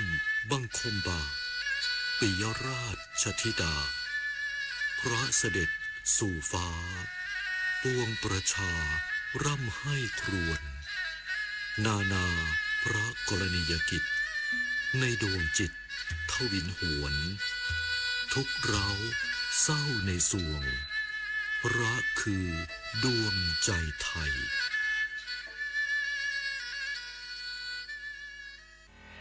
ตั๋วไปญี่ปุ่นไปกลับ 1,999 บาท ค่าที่พักลด 70% คุ้มสุดๆ รีบจองเลยดีกว่าเดี๋ยวหมด เอ๊ะเพจหายไปแล้ว โปรที่ถูกผิดปกติอาจไม่ใช่โอกาสทองแต่อาจเป็นกลลวงของมิจฉาชีพก่อนจองเช็คให้ชัวร์ทุกครั้งถ้าพลาดโอนเงินรีบโทร1441อายัดบัญชีทันทีของถูกมีจริงแต่ของถูกเกินจริงต้องระวัง1 วันพันเรื่องราวเราเห็นข่าวสารผ่านตานับไม่ถ้วนทั้งข้อมูลข่าวด่วนคลิปไวรัลจากหลากหลายช่องทางดังนั้นต้องแยกให้ออกระหว่างข้อเท็จจริงกับกระแสอารมณ์เลือกเปิดรับสื่ออย่างมีสติเลือกเสพสื่อที่สร้างสรรค์สื่อที่ดีช่วยเพิ่มความรู้สร้างแรงบันดาลใจและพัฒนาคุณภาพชีวิตได้สนับสนุนการใช้สื่ออย่างมีวิจารณญาณเพราะการรู้เท่าทันสื่อคือเกราะป้องกันตัวเราในโลกออนไลน์ถนนดนตรีไลฟ์เดือนสิงหาคมมิตรภาพผูกดวงใจกอดคอกันร้องเพลงอำลาถนนดนตรีไลฟ์กับมาลีหัวหน้าวันพฤหัสบดีที่ 6 สิงหาคม 2569 เวลา 18 นาฬิกาณห้องออดิทอเรียมอาคารศูนย์ปฏิบัติการสื่อใหม่กรมประชาสัมพันธ์ถนนวิภาวดีรังสิตดินแดงกรุงเทพมหานครติดต่อเข้าชมโดยไม่เสียค่าใช้จ่ายได้ที่ Facebook ถนนดนตรีเรายังเป็นนักเดินทางกรุงเทพมหานครเข้มมาตรการความปลอดภัยสถานประกอบการทั่วกรุงเปิดเซลฟ์เช็คคุมระบบไฟอัคคีภัยและประกันภัยนายพรพรหมวิกิตเศษรองผู้ว่าราชการกรุงเทพมหานครเป็นประธานการประชุมการยกระดับความปลอดภัยของสถานบริการและสถานประกอบการที่เปิดให้บริการในลักษณะที่คล้ายสถานบริการในพื้นที่กรุงเทพมหานครพร้อมกล่าวว่ากรุงเทพมหานครได้ยกระดับเช็คลิสต์การตรวจจากเดิมที่เน้นหลักสุขลักษณะตามพระราชบัญญัติการสาธารณสุขพุทธศักราช 2535 และที่แก้ไขเพิ่มเติมมาเพิ่มมาตรฐานด้านความปลอดภัยอาคารและการป้องกันอัคคีภัยอย่างเข้มข้นครอบคลุมการตรวจ 3 ด้านได้แก่ด้านความปลอดภัยอาคารด้านการป้องกันอัคคีภัยและด้านสุขลักษณะโดยจะเปิดระบบเซลฟ์เช็คให้ผู้ประกอบการประเมินตนเองผ่านระบบออนไลน์ของสำนักดิจิทัลครอบคลุม 5 หมวดสำคัญได้แก่ระบบอัคคีภัยการเดินสายระบบไฟฟ้าระบบเสียงระบบสัญญาณวัสดุตกแต่งผนังฝ้าเพดานฉนวน ผังแสดงพื้นที่ประกอบการและจำนวนคนสูงสุดและการประกันภัยความรับผิดชอบตามกฎหมายต่อชีวิตร่างกายและทรัพย์สินของบุคคลภายนอกซึ่งระบบนี้จะจัดส่งให้ผู้ประกอบการภายในวันที่ 28 กรกฎาคมนี้และขอความร่วมมือให้ดำเนินการประเมินตนเองและส่งข้อมูลให้แล้วเสร็จภายในวันที่ 30 กันยายนเพื่อเป็นส่วนหนึ่งของการยกระดับมาตรฐานความปลอดภัยของสถานประกอบการทั่วกรุงเทพมหานครจุฑามารักษาพันธ์รายงาน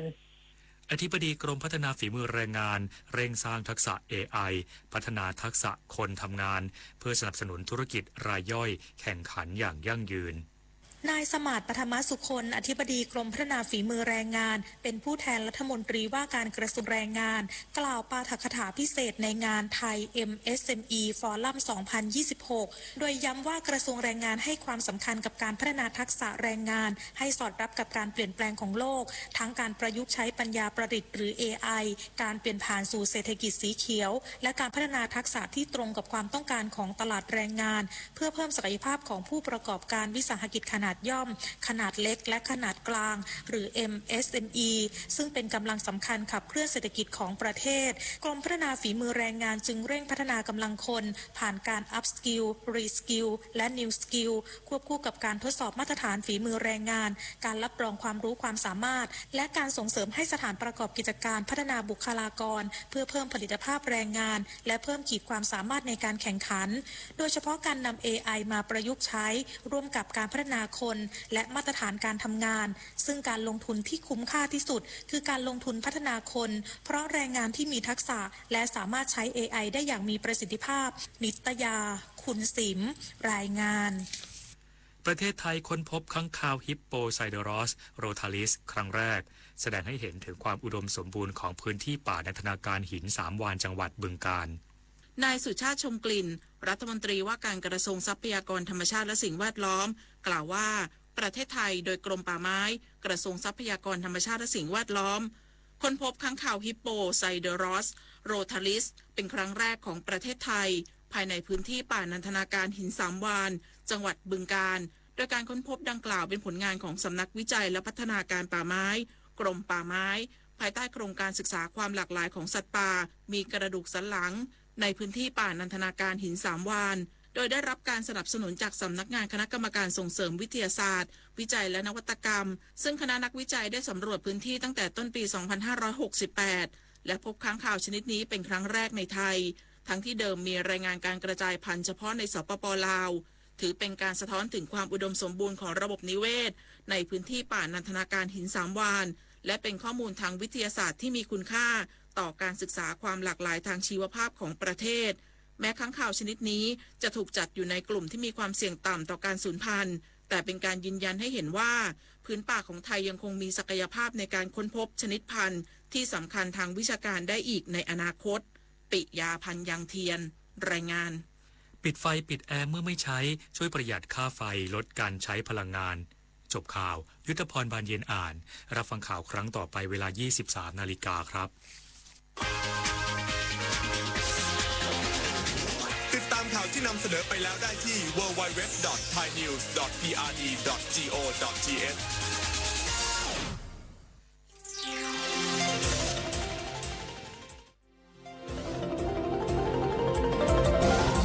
วิทยุแห่งประเทศไทย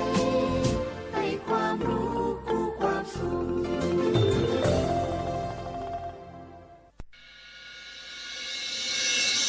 สถานีวิทยุกระจายเสียงแห่งประเทศไทยจังหวัดเชียงใหม่ AM 1476 กิโลเฮิรตซ์สถานีวิทยุภาคภาษาชาติพันธุ์แห่งเดียวในประเทศไทยที่มีความทันสมัยเชื่อถือได้สร้างอัตลักษณ์กลุ่มชาติพันธุ์สู่สากล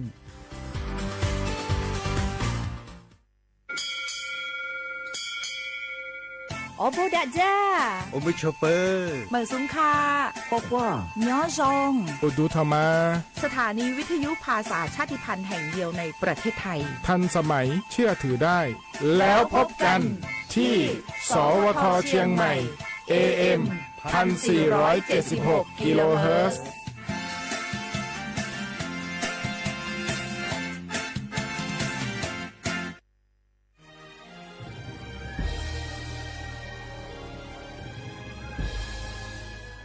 เกิดเป็นคนไทยเติบโตบนผืนแผ่นดินไทยจงภูมิใจในความเป็นไทยชาติไทยเรานั้นนับเป็นชาติที่มีความเป็นมาเก่าแก่ยาวนานเรามีภาษาวัฒนธรรมและมีสิ่งต่างๆที่เป็นเอกลักษณ์ให้เราได้ภาคภูมิใจในความเป็นคนไทยเราควรเห็นคุณค่าและมีความรักชาติหวงแหนแผ่นดินอันเป็นมรดกของบรรพชน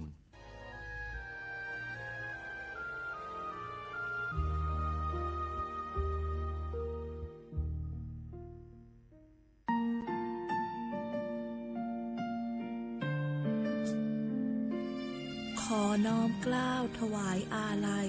สมเด็จพระพันปีหลวงพระแม่แห่งแผ่นดินผู้ทรงเมตตาเหนือเกล้าขอพระองค์เสด็จสู่สวรรคาลัยข้าพระพุทธเจ้าข้าราชการและเจ้าหน้าที่สถานีวิทยุกระจายเสียงแห่งประเทศไทยจังหวัดเชียงใหม่กรมประชาสัมพันธ์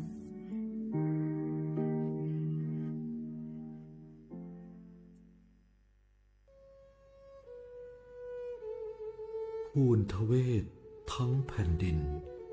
มิเหือดสิ้นน้ำตานองอกสั่นพรั่นไทยผองกรองความเศร้า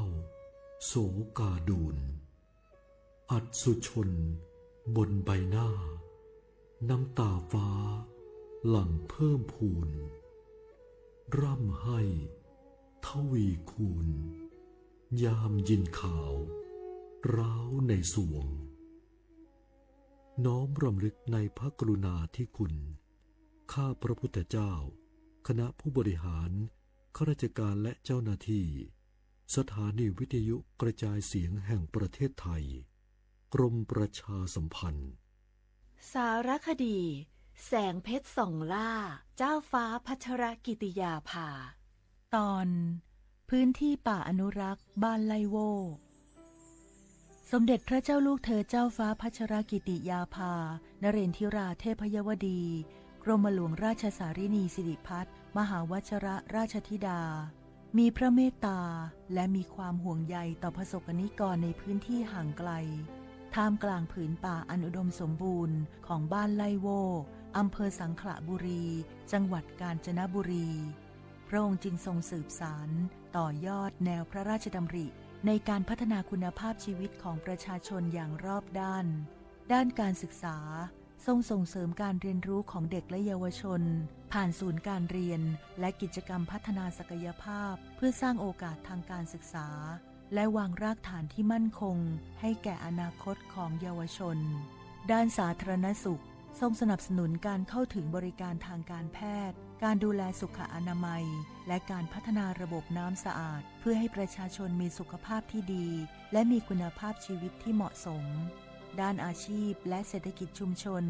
พระองค์ทรงส่งเสริมการเกษตรที่สอดคล้องกับสภาพพื้นที่การปลูกพืชสร้างรายได้และการพัฒนาผลิตภัณฑ์ชุมชนเพื่อให้ครอบครัวมีรายได้ที่มั่นคงและสามารถพึ่งพาตนเองได้พร้อมกันนั้นยังทรงให้ความสำคัญกับการอนุรักษ์ทรัพยากรธรรมชาติและป่าต้นน้ำอันเป็นหัวใจสำคัญของวิถีชีวิตชุมชนเพื่อให้คนและป่าอยู่ร่วมกันอย่างสมดุลและยั่งยืนจากพระเมตตาและพระวิสัยทัศน์อันกว้างไกลบ้านไลโวจึงค่อยๆเติบโตเป็นชุมชนที่เข้มแข็งสร้างโอกาสเติมความหวังเป็นพลังให้คนในชุมชนมีคุณภาพชีวิตที่ดีขึ้นจึงเป็นอีกหนึ่งภาพสะท้อนพระกรณียกิจที่ประสบนิกรชาวไทยจะได้ร่วมน้อมสำนึกในพระกรุณาธิคุณของพระองค์ตราบนานเท่านาน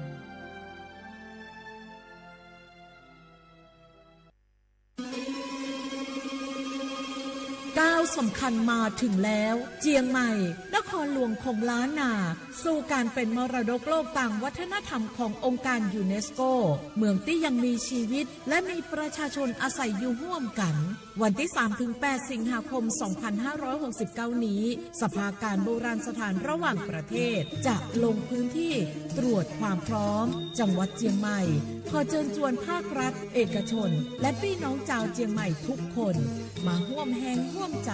พัฒนาปรับปรุงพื้นที่ทั้ง 5 ประตู 4 แจ่งตามแนวคูเมืองและ 7 วัดสำคัญวัดเจียงมั่นวัดพระสิงห์วัดเจดีย์หลวงวัดพระธาตุดอยสุเทพวัดสวนดอกวัด7 ยอดและวัดอุโมงค์ช่วยกันดูแลให้สะอาดงดงามคงคุณค่าสถาปัตยกรรมดั้งเดิมเพื่อต้อนรับการตรวจครั้งสำคัญนี้ร่วมกันร่วมสนับสนุนเจียงใหม่สู่เมืองมรดกโลกต่างวัฒนธรรมโดยสวท.เจียงใหม่สำนักงานประชาสัมพันธ์ที่ 3 กรมประชาสัมพันธ์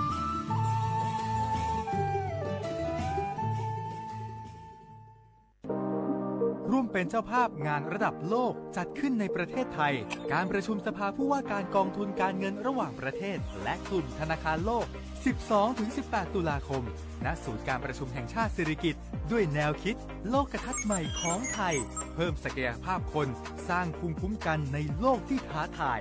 มาร่วมเป็นส่วนหนึ่งของการประชุมครั้งประวัติศาสตร์เพื่อปรับตัวสู่อนาคตร่วมกันอย่างมั่นคง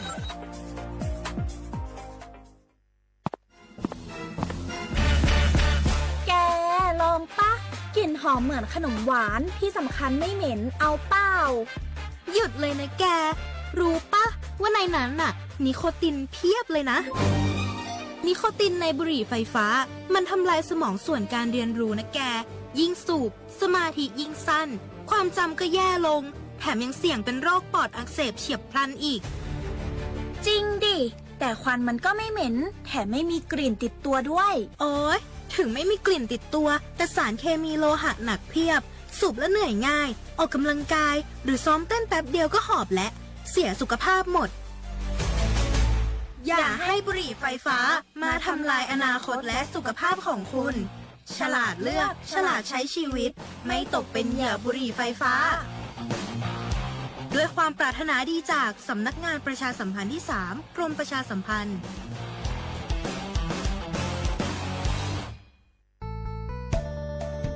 สถานีวิทยุกระจายเสียงแห่งประเทศไทยจังหวัดเชียงใหม่กรมประชาสัมพันธ์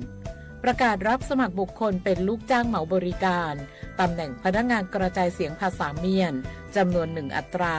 เพื่อเป็นตัวแทนนำข่าวสารร่วมพัฒนาคุณภาพชีวิตชาวเมียนและเผยแพร่วัฒนธรรมท้องถิ่นให้เป็นที่รู้จักผู้สนใจยื่นใบสมัครด้วยตนเองได้ที่งานธุรการสถานีวิทยุกระจายเสียงแห่งประเทศไทยจังหวัดเชียงใหม่ตำบลช้างคลานอำเภอเมืองจังหวัดเชียงใหม่ตั้งแต่บัดนี้เป็นต้นไปสอบถามข้อมูลเพิ่มเติมได้ที่053-276-068ในวันและเวลาราชการมังเลี้ยวเอาเก่งเศร้าก็อยากรู้จังใครบ้างนะ7กลุ่มเสี่ยงฉีดวัคซีนไข้หวัดใหญ่ใช้สิทธิบัตรทองได้ไม่เสียค่าใช้จ่ายง่ายๆแค่ใช้แอปเป๋าตังค์ตรวจสอบสิทธิกดเลือกกระเป๋าสุขภาพก็รู้แล้วแถมจองคิวฉีดได้ด้วยที่สถานพยาบาลในระบบบัตรทองรีบๆกันหน่อยนะแค่ถึงเดือนสิงหาคมนี้เท่านั้นสิทธิสร้างเสริมสุขภาพและป้องกันโรคดีกองทุนหลักประกันสุขภาพแห่งชาติหรือบัตรทอง30 บาทสอบถามเพิ่มเติมที่สายด่วนสปสช1330ตลอด24ชั่วโมงพี่น้องเขาสนใจใครปืนเผาผ่านตั้งห้องปล่อยเสียงสวทเก้งใหม่ปั่นตั้งหูห่มปาดังมีดังซื้อถ่อมแจ้งแล้งหลีกว่าไก่ในปืนตีเจดอนเก้งใหม่กับสืบมาเลยดีสวทเก้งใหม่หมายฝน053-276-068และ092-246-8579ด้วยเนื้อเฮินก็หันเหมือนเฮินเบาด้วยจบผู้ไหลหันเสียงปอกด้วยจอมเฮาไหลหันพายกยางตกสุขเศร้าเฮินกังใจข้าป้องเปียวพายันอันจบเป็นเฮินก้นเฮาเศร้าอยู่กงตึกมีก้นสั่งอยู่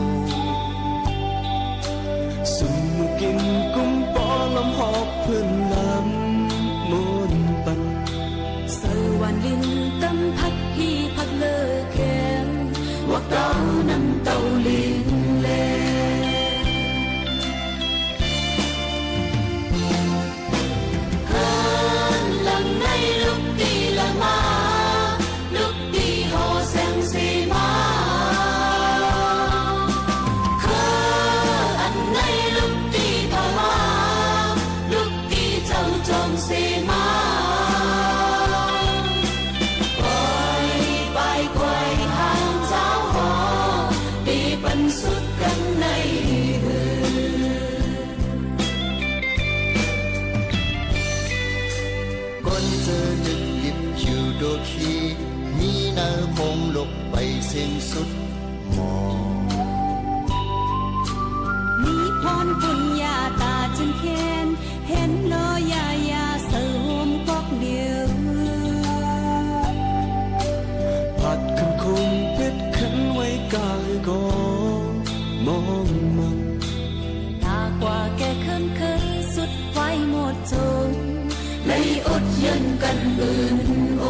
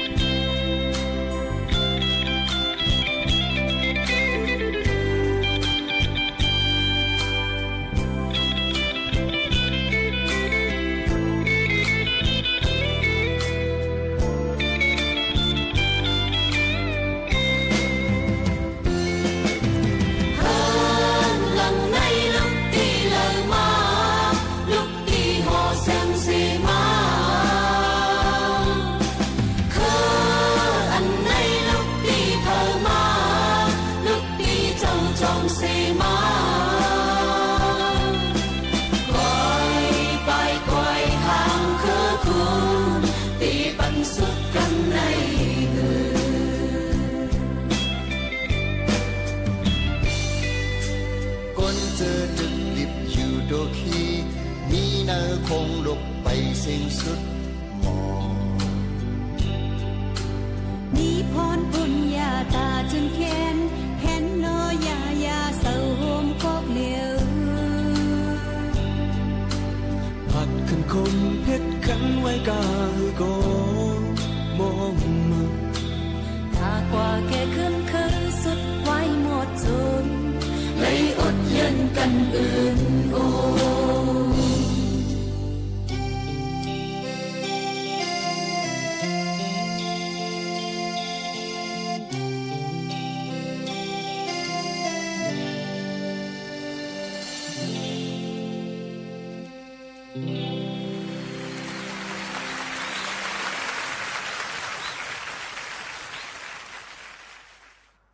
มือสูงค่ะมือสูงพี่น้องผู้ถ่อมเสียงใต้เขากูก็กูก้นทั้งหมดทั้งเสียงค่ะ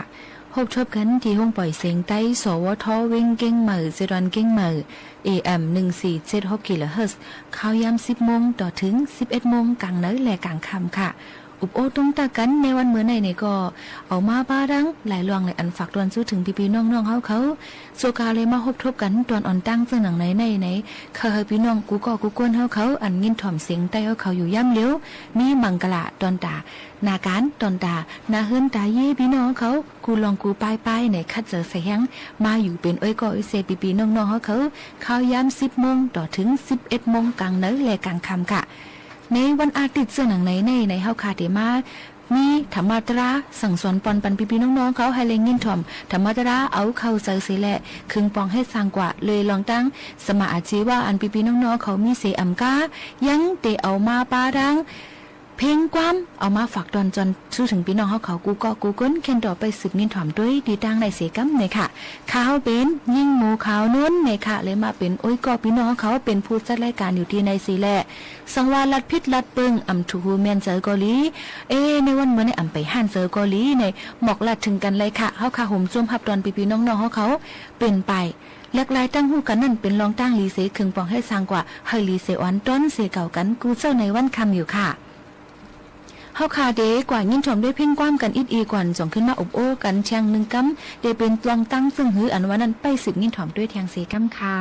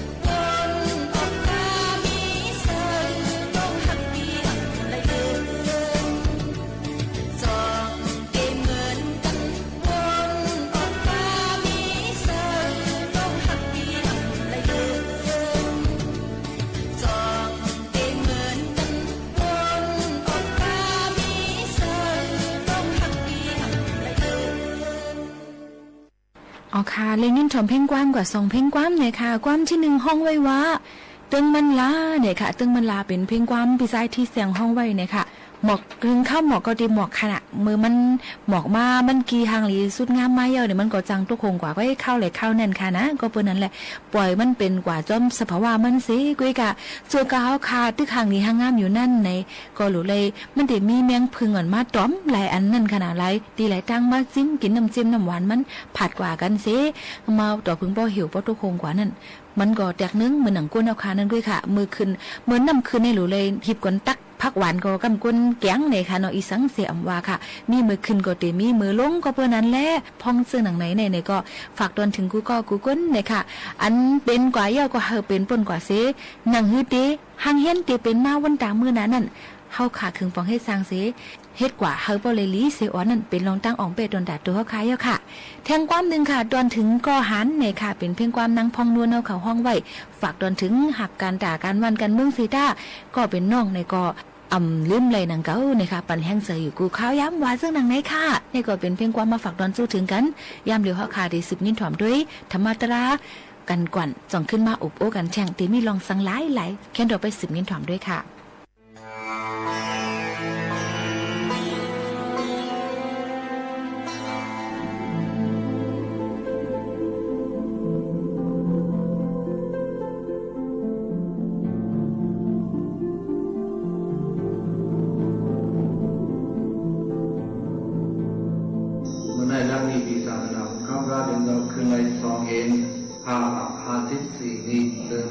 10 มา3 คำเมื่อในวันไหนก็ดีเจ้ามหาบดีไหนเป็นบางกรรมฐานข้าวดัง10 วันเราเลยเฉามาเสียคำในฮาวาเสียกับวันกันทองตราเลยลองโคสุนโดว่าอะไรสื่อก่อนเราว่าอะไรว่าโคสุนโด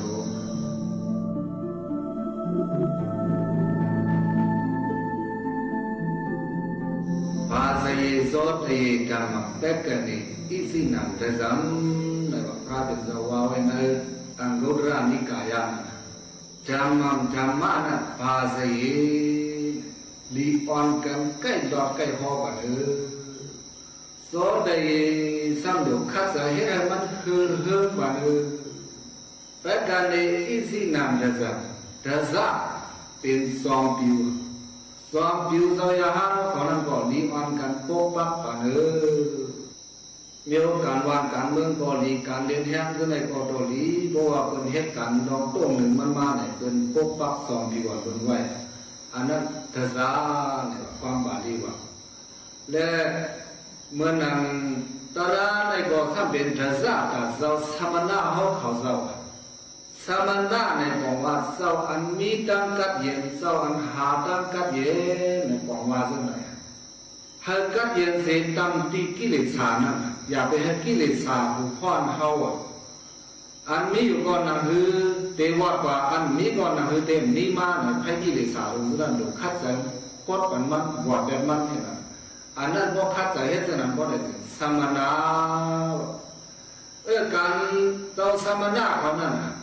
ธรรมะอันว่าเนี่ยมันเหมือนกันดังเทศะสองผิวเขาเจ้าอยู่เมื่อนั่งเมื่อเลี้ยวเช้าอ่อนหัวน้ำหน้าเสด็จตึกปุ๋ยให้เป็นบางกรรมฐานดีนั่นแหละบอกว่าพวกพระเทศะสมณะเขาเจ้าเขาจะเลยบอกแบบนั้นไงแต่เขาวันกันมาอยู่มานั่งข้าวดังเกามือ10 วันไหนเสด็จมาอยู่ซ้อมพิงศาสนาเขาอยู่เรื่องไหนกินเรื่องไหนนอนเรื่องไหนก็เสียเขาสั่งสอนวันเรื่องนั้นคัดใส่เอาตั้งผู้ธรรมะอันว่านั้นโอ้แบบกิเลสาอันพูดมาอยู่ที่หมาอุสาเขาคือใหญ่ๆน่ะปังตระหนังไหนเนี่ยมันเป็นปังปกปักเทศะสองผิวสยามเขาเจ้าเลยว่าก็นั่นแหละที่ปังปกปักสองผิวสามณะเขาเจ้าที่หนังไหนเนี่ยเจ้าเสียวซ้ำผิดปังว่าบอกลาบ้าเจ้าเขาให้มาติสนาช่วยบันเดทำในห้องเสด็จมาโอกันกันสิลูมาอ่อนกันเฮ็ดปาสยะอดระโซเดียเฮ็ดอันตระภูริกนเนี่ยเขาเจ้าคือเฮือนเบื้องใส่ตีหมาหูใส่เขาทั้งผังมันเนี่ยเขาจะได้กล่องใส่คอนั่นเมียว ธรรมะอันว่าไหนเพราะว่ามันคือเรื่องเบื้องสายไหนก็ในเมืองโกนหลงไหนมันกัดเย็น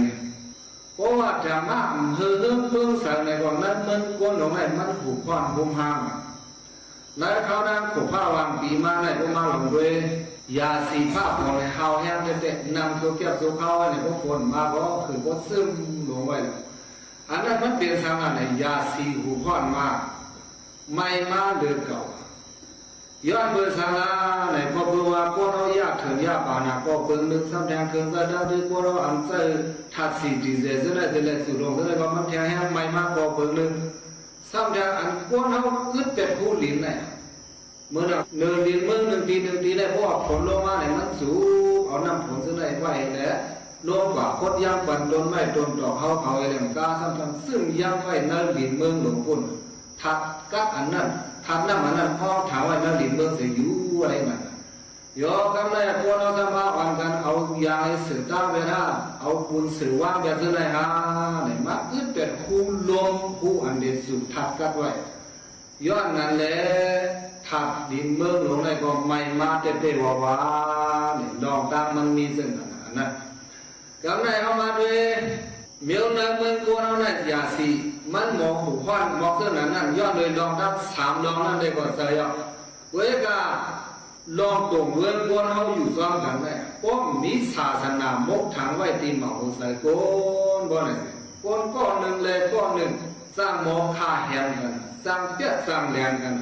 กายนาเดวสริดังสรันดีวาสายาเดวสริดังสรันดีมานาสาเดวสริดังสรันดีวะโอไปโลภะโทสะโมหะมานะซึ่งในพุ่มมาดีมาหุสายกุล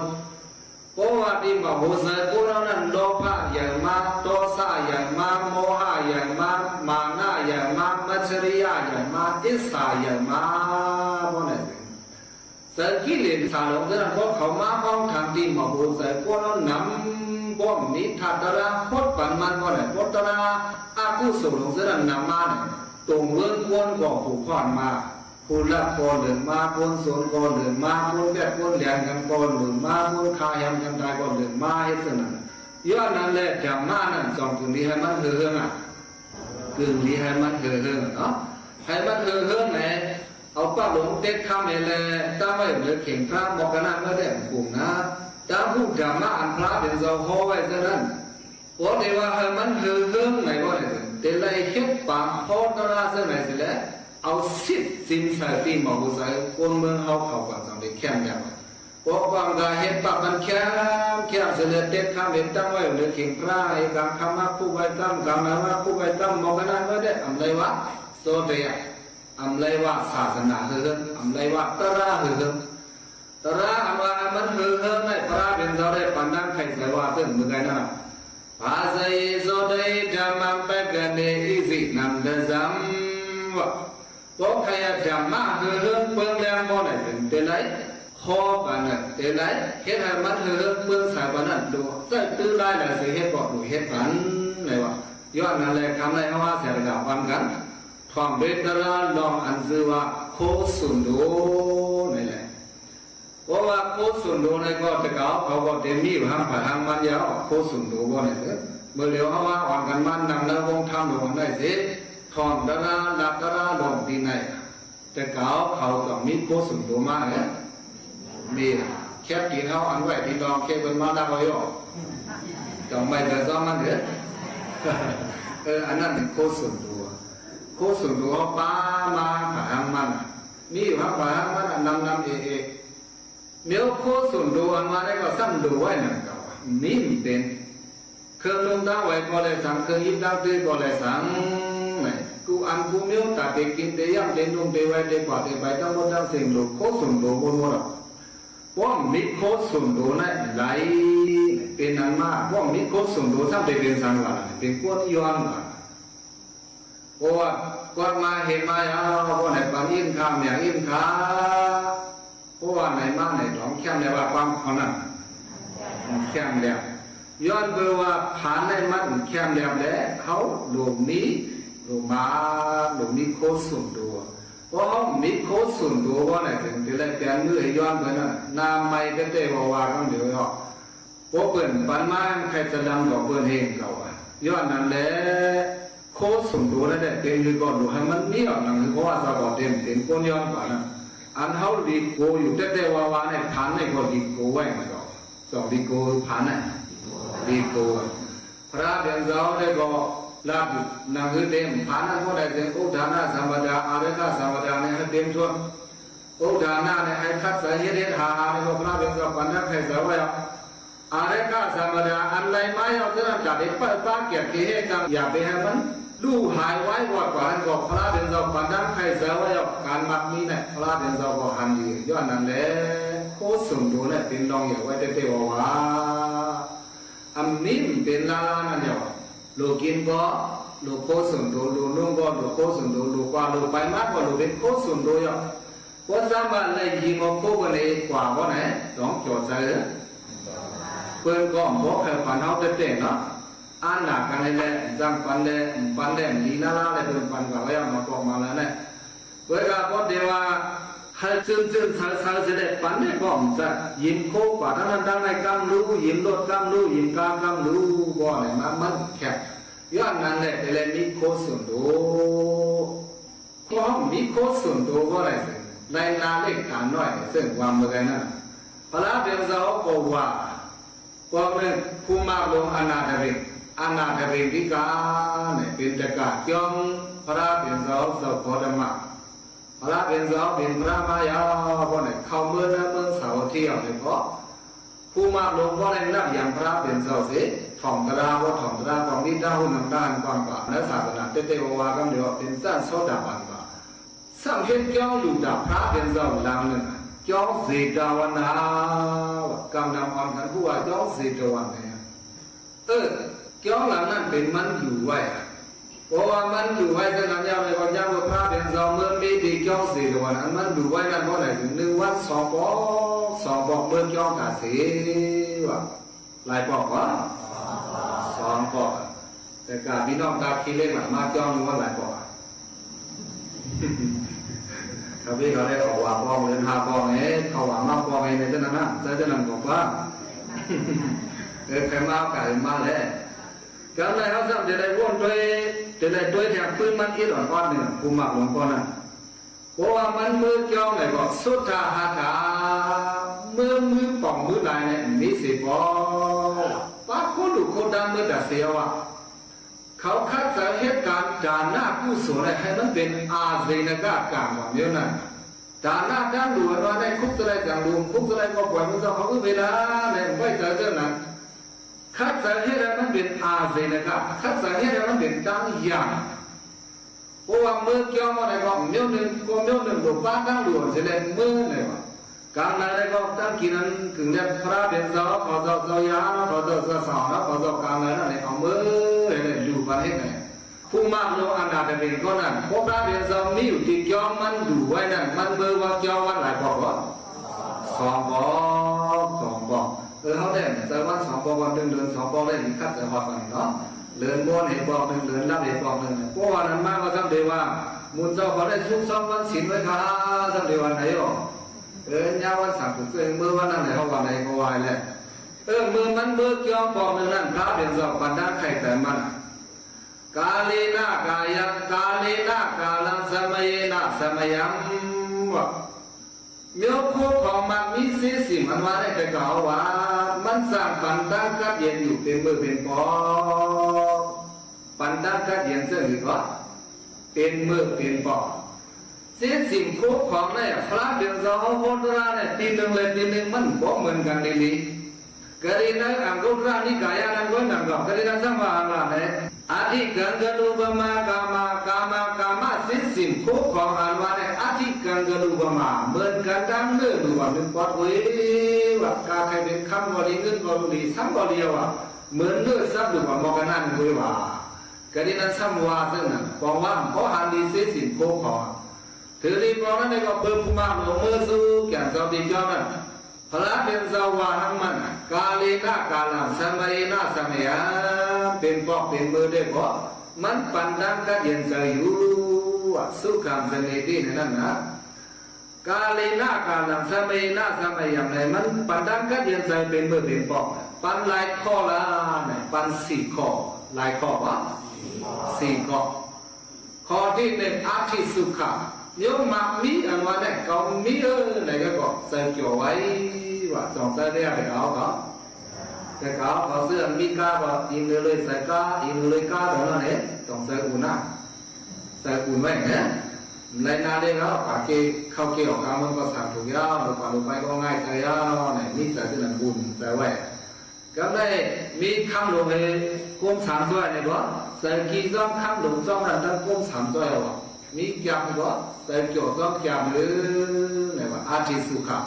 แทนตอน2มาสำหรับบอกว่าสุขะเพราะอะไรเอาใส่ตื้อในก็เป็นสุขะนั่นเขาว่าเมื่อไปเขาวางกันมาเหตุการณ์ผู้สูงลงเลยเลยมากินมาย่ำเลยเนี่ยอันเลยกินเลยย่ำกันกินดังย่ำเลยลงเลยไว้จะได้จะได้มาเขาเกี่ยวกับคนเลยใส่ก็ซื้อไว้เส้นนั้นนะพอดูเอาตอนนั้นก็ได้ดูได้ตอนกว่านั้นก็ใส่ซื้อปีน้องมาเลยเอาตอนเอายืมมันปีน้องในก็ใส่ซื้อเนี่ยตอนนั้นเป็นตอน2 หัวกาตอนนั้นเขาใส่ตื้อมาในแนวเป็นสุขะของนี่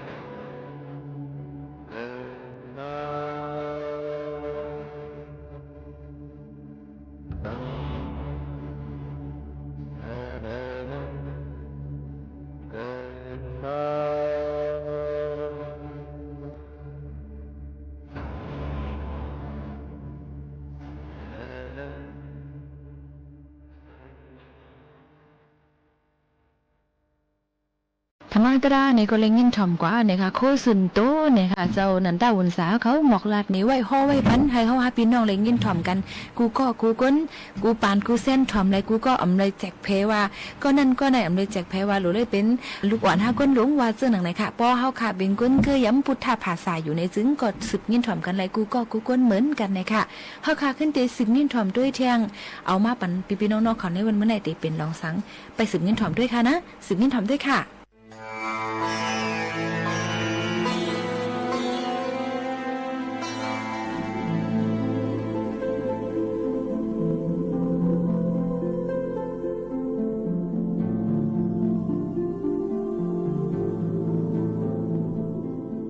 นายเลเป็นอังมือนั่นอาจจะสานสิโกหันเอาลูกอ่อนให้ง่างงาเสียงสั่นโมเฮียงมันว่าลูกเก่าเขาก็อ่ำเอาก็อ่ำเอาดีอูอีมองเมเงี้ยอ่ำกึดเสียงห้องให้ไว้นายเลพวกดุกมันโมนันเปลี่ยนเสียงทางมันทานพวกหึดเพียงกวนหลายดันกันขิงมันไม่เลือแหงหึดหัดจัดเสาเมื่อนั้นเวยปีหิมิเจ้าหัดเต่าเจ้าปอทำต่อลูกขวัดฮักชื่อหน้าอามใหญ่ขานตันมังชายาวนะว่าอันดูเกลูกคำทุกเมตตาเสียงยาคนใครขอทำเสือจูความจ่องฮักลูกมือหือเถาคือล็อกลายมือใจเปลี่ยนหือจำน้องขิงขาวยำลูกให้ให้นอมมีมีเก่าฮักลูกเก่าตวนเสียเจียมเสียงโลคำตวนเสียตำลำตวนดีงามฮักนาหัวหังมันขันกว่ามาตามไม่เจ้าใครเงาเนมอย่างถึกเสียงหูปองเสียงเลี้ยงกว่าหันเงาตังเปียงเปียนจังว่ามือฮักลูกมือใดไปตานอู้เจ้าฮักมือลูกกวนดีสวนวนเสือเข้าเจอป่าเจนจ้ากำนั้นห่างมันโปเปลี่ยนหนังหูเน็ดมาเจนจะกึกเพียงมาจำลาเสียงจีจูซบหวานยำนูเฮอขึ้นหมวกเนบยาไข่เงาอนในวามเมื่อเจ้าสังวันนี้นี่ใจเก่ายินเอาสีกำหัวคำอูมือหักมือมาทนหน้ายามมือเรียกมืออ่อนตีสวนไข่ลาดปีมาตุงถ่อมจิ้มจอมหูปังจืนย้ำขามือลูกเก่าเจ็บเน็บเข้าศพอูสูมาดีในเจนจ้าเอานะมือลูกยังอันก็อ่อนปวดเจ้าจีจวนอึนเฮอพวกเขาหือออกลาดหมวกหูถ่อมเฮอสุดกว่าตุงเอาแน่พวกหนึ่งมือเปลี่ยนมือเจ็บมือสุยย้ำนั่นพวกอันเปลี่ยนเลือดเปลี่ยนหนองปุ่นมาอ่อนใจเก่าห้องให้เตยาม อู้สู่อินูมือเฮียงฮักเปียงนำกำเอามือใจลวกหลายขึงปั่นตอนทูไล่ตัวเอาฮักนาโออันขามโอมนิ้วมือลุกเมอยู่เกซบเก่าย้ำเผาเดือดก่อยย้อยเสือเข้าซบกว่าว่ามือมันคายใจดุกพอให้เงี้ยเงี้ยนั้นตื่นว่าหลวงเลือดผ่านพอเต็มปากตีถุ่มตีขากมือดุกซ้ำให้อูมือพอในอื่นเข้าโคกว่าเมตตาฮักใหญ่กว้างตวนหน้าขึ้นวนตัวเอาแล้วอำเคอปันเฮอมือให้อำเคอปันเฮอมือกินพวงยินโปหันลูกปันโซปันจีปันตั้งวันอำมีเมาต่ำเตือนเมตตาอูมือในมันจางมันจืนเตียวนายเลยพวได้ยินความเสือเบิ่งนั้นเปลี่ยนอันตกเสือตั้งเฮียงวนตัวเอาขนเนื้อตุ่มออกมันจังว่าพวนั้นเก่า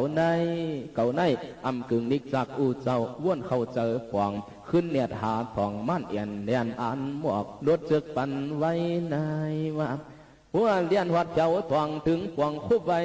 อันไข่ตวงปานขึ้นเปลี่ยนความอูเจ้าเอาออกขุนโปตาย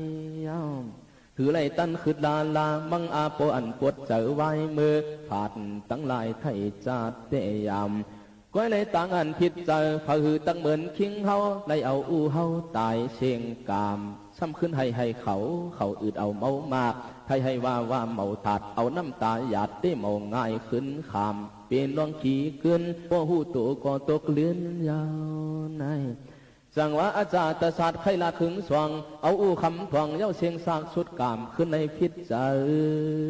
ในเย้าเปิ่นว่าโกนหนกโกนตันโกนอันไก่ทำไก่ฉินเหมือนนังอีกุกเนดินวันกาพอเปิ่นเอาเดียวถึงเผียวเลี้ยงมาปางซื้อเจอปืดหน้าตื่นว่าปอยอยู่เนื้อโมเปิ่นปอโคชาอาชานันยาวนายเนเป็นหนังย้ำนันปอันดุมลามังอาเย็นความติวตาตัวหลวมสวมโขควักเจอยกกูวันเนอชนเฮเมายังอันนาดว่าอาจารย์ประสาเดอเมื่อเอาอูเมื่อตายเย้าเกาซ้ำโลเอาพระตายเสก่อนขึงส่วนไว้อำภาพนิกจากตาเสปีซ้ำเหตุจอมนายว่าอัตตาวันหนึ่งย้อนเอานาลากีลีฮัตที่สินเปียงงงผ่องจังอิ่มเล่าอำปีเมาเฮียงเหินเปิดตั้งพระมุนเสาเขาเนื้อตุงสวมด้วยจอมปล่อยงาเตียงผู้เจ้า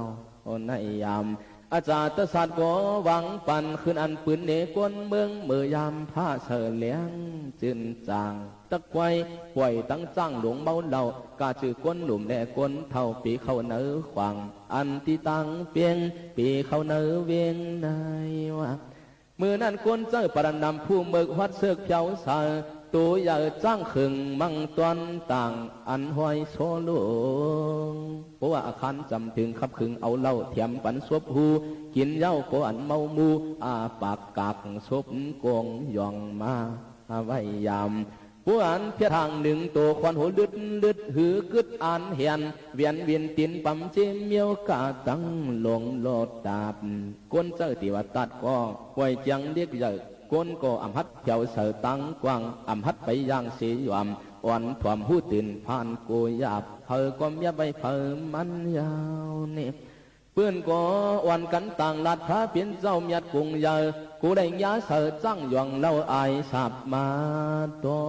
แค้นตัวหยาดจ้อตุงสวมปีจวมตังไปยามในตัวหลวงไปงาตักมาหยวงอ่อนหมอปัดเจ้าอ่อนให้ยามพระเปลี่ยนเจ้าก็อ่ำยึดอ่ำโหนสมากลจนสันเดิงยังอันปัดโหดโต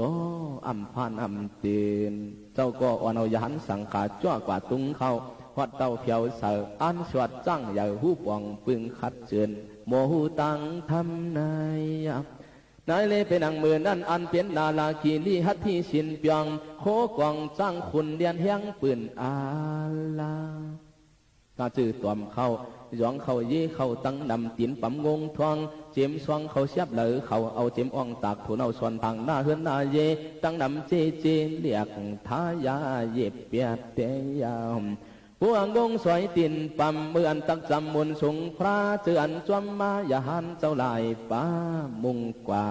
เผยก่ออ่อนกันต้องป่านฟ้าเปลี่ยนเจ้าก็เปิดจ้างหลงเมาเหล่าอ่ำหูป่าหูภายกับไก่ลองดังในโดเวยานยา ตัวในเมาเฮียงเดว่าพระเปลี่ยนเจ้าสมาอำไปอำกว่ามือนั้นเจ้าอานันตาป้นกว่าหน้าไปกว่าทูหน้าตั้งปังโปจ้างตัวก็ปันเฮงยาคปีโตตักปุดตายตางพระเปลี่ยนเจ้าสมาคงตะโคอีเจ้าอานันตามามีเนกลางเปียวตายตังพระโปหันทบยาจ้างไปเพียทางเอียนเลียนมายายามนั้นยังอันมีตั้งมีลูกอ่อนก้นหนึ่งไปจอมตั้งมาเห็ดนันโปอันดีโกตั้งเฮียงโกเตียงเมียนปักฝังมันมั่งนานนา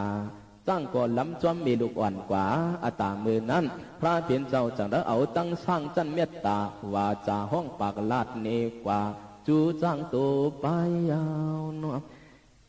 ยันเจ้าเอาตั้งเมตตาน้ำนาห้องวันนาลากีลีงงกวางมะลิเลียงกวางหูภายที่มันยามาจูอันเปิ่นตึกเหล่าเมื่อในอำจะเฮอโตมีลูกอ่อนก้อนนั้นตื่นว่าเฮออันมาจูขิงเก่าพระมาอย่าปีลูเปิงลวงลอยตามนายในพวงยินเสียงหวานขันถึงในหูตูไปเมื่อทางโปไว้ตั้งตันเป็นอันอ้ำโอเสียงเผอจำมอหลวงตั้งมูเขปางซ้ำขึ้นไหวหน้ามาตีแก่นเจ้าโปวัดเจ้าจำขวางเมาเหล่าโปปังเต้นังว่าก้มหน้าความว่างตัวคุบจูฟ้าแดยยันเจ้าตีสันนาปัญยืนซ้อนเจือนเมตตาย้ำขามือขิงนั่นผู้เจ้าอ่องอย่างซึกยามในจำอ่องปีจังไปตัวขนตีว่าตัดลำโอนเฮ็ดมาไว้นั่นขึ้นยากงดีงามผู้เจ้ามายาวจังว่าติวัตยาพระเฮ็ดมาลายทันเจมันคายเกืองกูลายยามเมึกนาถึงอันบวชขึ้นมาตีเจ้าเก่าย้ำเผาตุกข้ากายะขันผาโยการอีกจากดินงากอื่นกว่านำหน้าเครื่องป่าป้าป่องเต้าย้ำขาตัวเขาถึงอะไรไฟปวนยาหัวนังลิ้นเตียงงากอื่นกว่าวาจาเปื้อนลาดอาจารย์ศาสตร์ยินกว่านำหน้ามั่งตื่นไม่เมาสาขึ้นหูจักโตพวกเขาหลอมโกเพราะลิ้นอื่นเสียมันติว่าตัดเปลืองนั้นมันก็เป็นอันกวังกวังกากามังกำเหมือนอันตัวยางอะไรหอกเตียงโหเตียนนักยาวไอ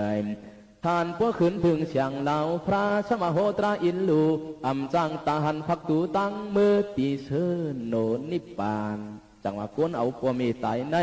วดมันนักหนาอายาปินซ่านันตริยากรรมเสือกลำทานการมึกสุดที่ยาวนะกันไหนใครลาดเนกว่าน้ำหน้าปีงน้องทอมมัตราเจ้าโหอ่านปันเฮเลี้ยงใจตราเจ้าลีหูคงพวมีก้นเท่าเนสวนวันกันตุงตวงขิงวันเนอยามมึกเสียเจ้าปีจ้าหังตีกนเท่าในยามเฮามาเปียเพนเนปันเคลื่อนติวตัดยาพระอาจารย์ศาสตร์สมายาอุตนใสปวนพิจารไว้เดือนคือตื่นเฮาต้องกุมันเผอสติสังชางและเขาหมดลีกสั่งยีอ่อนมาสอนขมอกลาดเปิงปังปันขอความทำเพราะว่าผิดซ้ำขวางเฮาเสกำลอยดาการในเย้าจวนขวัญบาดดวงหยัดผู้โซเฮาโลเมตตาน้ำหยัดต้วงเสือจังวางยืนตั้งหลายเตี่ยวก้นเตรียมก้นหอก้นถ่อมก้นยินงงดินตราเลี้ยงหันเจมันปวมีจีจูผ้าคูตนสวนห้องหมอนตั้งเลี้ยงเตืองความนายส่งยืนเตี่ยาวเจมันญาติกาพี่น้องเขาเอาเจมพีสังสันก้นกาตั้งหลายสาธุอนุโมทนาเขาจริมูดปกาดเอาตั้งน้ำหยาดทับส่งยืนซื้อสัมปีสตาสตวาวันไรตุงยินเลยดาข้างในวันกันป้วนลวดสถานีวิทยุกระจายเสียงแห่งประเทศไทยและเครือข่ายทั่วประเทศเสนอข่าวต้นชั่วโมงรู้เร็วรู้จริงเกาะติดทุกสถานการณ์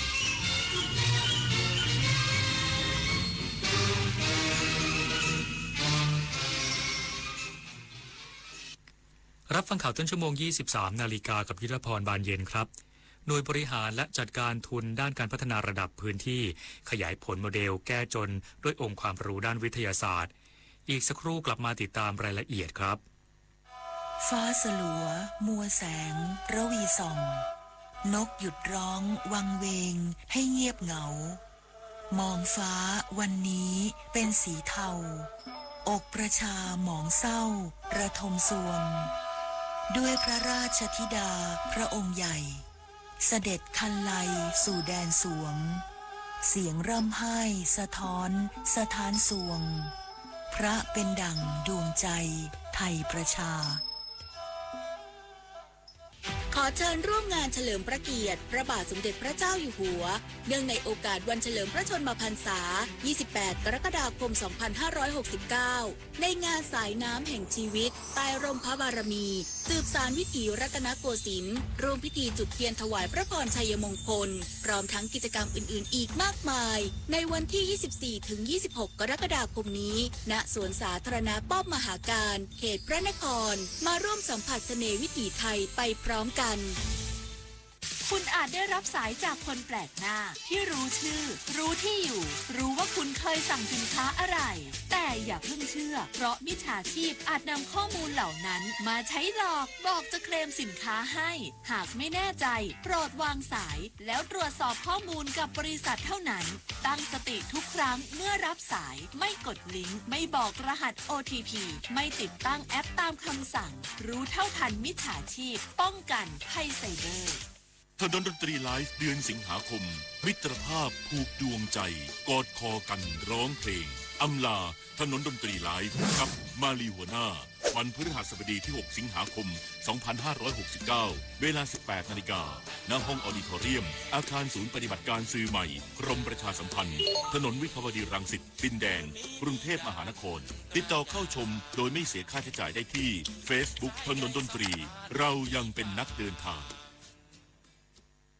หน่วยบริหารและจัดการทุนด้านการพัฒนาระดับพื้นที่ขยายผลโมเดลแก้จนด้วยองค์ความรู้ด้านวิทยาศาสตร์วิจัยและนวัตกรรมจากพื้นที่นำร่อง20จังหวัดสู่การใช้ประโยชน์ทั่วประเทศ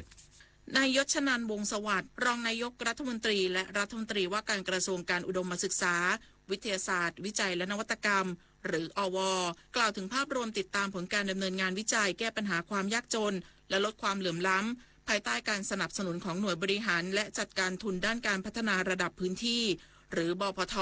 ในพื้นที่จังหวัด101และยโสธรว่าอว.จะสนับสนุนการทำงานของบพท.และเครือข่ายมหาวิทยาลัยอย่างเต็มที่เพื่อยกระดับคุณภาพชีวิตของประชาชนผ่านการพัฒนาทุนดำรงชีพ5ด้านได้แก่ทุนมนุษย์ทุนเศรษฐกิจทุนธรรมชาติทุนกายภาพและทุนสังคมโดยใช้ข้อมูลวิจัยและนวัตกรรมเป็นฐานในการออกแบบแนวทางแก้ปัญหาความยากจนที่เหมาะสมกับบริบทของแต่ละพื้นที่พร้อมผลักดันให้โมเดลที่ประสบความสำเร็จจาก20จังหวัดนำร่องถูกถอดบทเรียนและขยายผลไปยังทุกจังหวัดภายในระยะเวลา1ปีเพื่อให้ประชาชนเข้าถึงโอกาสด้านอาชีพรายได้การศึกษาสวัสดิการของรัฐอย่างเป็นรูปธรรมด้านนายกิตติสัจจาวัฒนาผู้อำนวยการบพท.กล่าวว่าโครงการวิจัยแก้ปัญหาความยากจนที่ดำเนินงานร่วมกับเครือข่ายมหาวิทยาลัยมาตั้งแต่ปี 2563 ใช้กระบวนการวิจัยเชิงพื้นที่ตั้งแต่การค้นหาและสอบทานข้อมูลคนจนการวิเคราะห์สาเหตุออกแบบโมเดลแก้จนการเชื่อมโยงเข้าสู่ระบบสวัสดิการทำให้เกิดโมเดลการแก้ปัญหาที่พิสูจน์ผลสำเร็จได้จริงและพร้อมขยายผลสู่ระดับประเทศเพื่อสร้างโอกาสลดความเหลื่อมล้ำและยกระดับคุณภาพชีวิตของประชาชนอย่างยั่งยืนปิยาพันธ์ยังเทียนรายงานโดยเฉพาะกิจกรมทหารพรานที่ 35จับกุมคนขับรถรับจ้างลอบขนชาวเมียนมาโดยเตรียมส่งเข้าพื้นที่จังหวัดราชบุรีหน่วยเฉพาะกิจกรมฐานพรานที่ 35ปฏิบัติหน้าที่ณจุดตรวจเพื่อความมั่นคงบ้านพละตำบลคะเนจื้ออำเภอแม่ระมาดจังหวัดตากตรวจพบรถยนต์กระบะต้องสงสัยจึงเรียกตรวจสอบพบชายไทยอายุ 23 ปีเป็นผู้ขับขี่และพบชายสัญชาติเมียนมาอายุ 23 ปีอีก1รายซึ่งไม่สามารถแสดงหนังสือเดินทางหรือเอกสารอนุญาตเข้ามาในราชอาณาจักรได้ผู้ขับขี่รับสารภาพว่าได้รับชาวเมียนมารายดังกล่าวจากพื้นที่ตำบลคะเนจื้ออำเภอแม่ระมาดเพื่อพาไปส่งในพื้นที่จังหวัดราชบุรีโดยได้รับค่าจ้าง 19,000 บาทขณะที่ชายชาวเมียนมาให้การว่าได้เดินทางมาจากเมืองผาอันประเทศเมียนมาเจ้าหน้าที่จึงได้ควบคุมตัวทั้ง2รายส่งมอบให้กับพนักงานสอบสวนสถานีตำรวจภูธรแม่ระมาดเพื่อดำเนินคดีตามกฎหมายต่อไปดิเรกปินตาแก้วสวท.แม่สอดรายงาน ปิดท้ายด้วยความเคลื่อนไหวตลาดนักเตะยุโรปเรอัลมาดริดเดินหน้าเสริมทัพนักฟุตบอลฤดูกาลใหม่ขณะที่แมนเชสเตอร์ซิตี้ยืนยันไม่ปล่อยโรดรีความเคลื่อนไหวตลาดนักเตะฟุตบอลยุโรปเริ่มที่ราชันชุดขาวเรอัลมาดริดโดยเดวิดออสตินรายงานว่าสโมสรสามารถบรรลุข้อตกลงเงื่อนไขส่วนตัวกับโรดรีกองกลางกัปตันทีมชาติสเปนได้เป็นที่เรียบร้อยแล้วเหลือเพียงการเจรจารายละเอียดเรื่องค่าตัวกับแมนเชสเตอร์ซิตี้เท่านั้นแต่อย่างไรก็ตามกระแสข่าวดังกล่าวถูกเอนโซมาเรสกาผู้จัดการแมนเชสเตอร์ซิตี้ออกมาปฏิเสธโดยยืนยันว่าสโมสรไม่มีแผนปล่อยตัวโรดรีออกจากทีมพร้อมระบุว่าข่าวลือเกี่ยวกับนักเตะระดับโลกเป็นเรื่องที่เกิดขึ้นได้ตามปกติและย้ำว่าเวลานี้นักเตะกำลังอยู่ในช่วงเข้ารับการผ่าตัดและฟื้นฟูร่างกายก่อนกลับมาลงสนามช่วยทีมอีกครั้งขณะที่ฟาบริซิโอโรมาโนเปิดเผยว่าเรอัลมาดริดยังเดินหน้าล่าตัวยานดิโอมองเด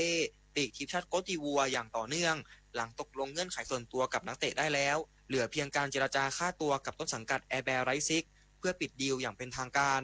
ส่วนความเคลื่อนไหวของแมนเชสเตอร์ซิตี้นิโคสคิรารายงานว่าเรือใบสีฟ้าเตรียมยื่นข้อเสนอสูงถึง90ล้านยูโรเพื่อคว้าตัวอายุบบูอัดดี้กองกลางดาวรุ่งของลีวเข้ามาเสริมทัพในช่วงซัมเมอร์นี้ปุริมพัฒน์สอนการรายงานน้ำมันทุกหยดมีค่ารู้ใช้รู้รักษาวันข้างหน้าไม่ขาดแคลนจบข่าวยุทธพรบานเย็นอ่านรับฟังข่าวครั้งต่อไปเวลา 6 นาฬิกาครับติดตามข่าวที่นำเสนอไปแล้วได้ที่ www.thainews.prd.go.th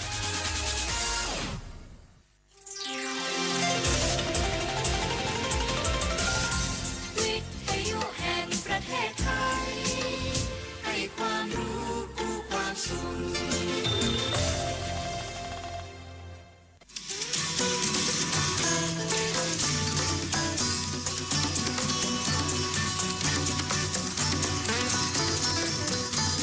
บนเส้นทางของถนนสายนี้เรามีบทเพลงเพื่อชีวิตดนตรีกวีศิลปะวัฒนธรรมวรรณกรรมมาฝากคุณทุกวันเสาร์และอาทิตย์กับเราที่นี่ถนนดนตรี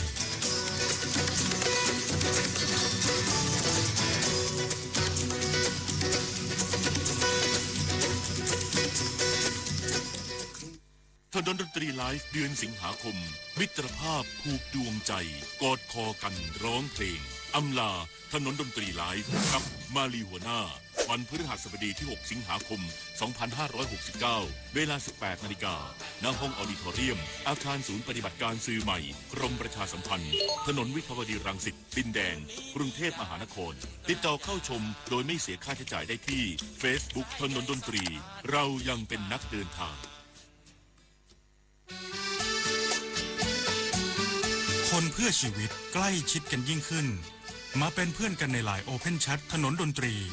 เพียงไปที่แอปพลิเคชัน LINE เลือกหน้าหลักจากนั้นเลือกตรง Open Chat โดยค้นหาคำว่าถนนดนตรี FM 92.5 เมกะเฮิรตซ์แล้วกดเข้าร่วมเพียงเท่านี้ท่านจะไม่พลาดข่าวสารกิจกรรมทางดนตรีกวีศิลปะและวรรณกรรมที่น่าสนใจถนนดนตรีเรายังเป็นนักเดินทาง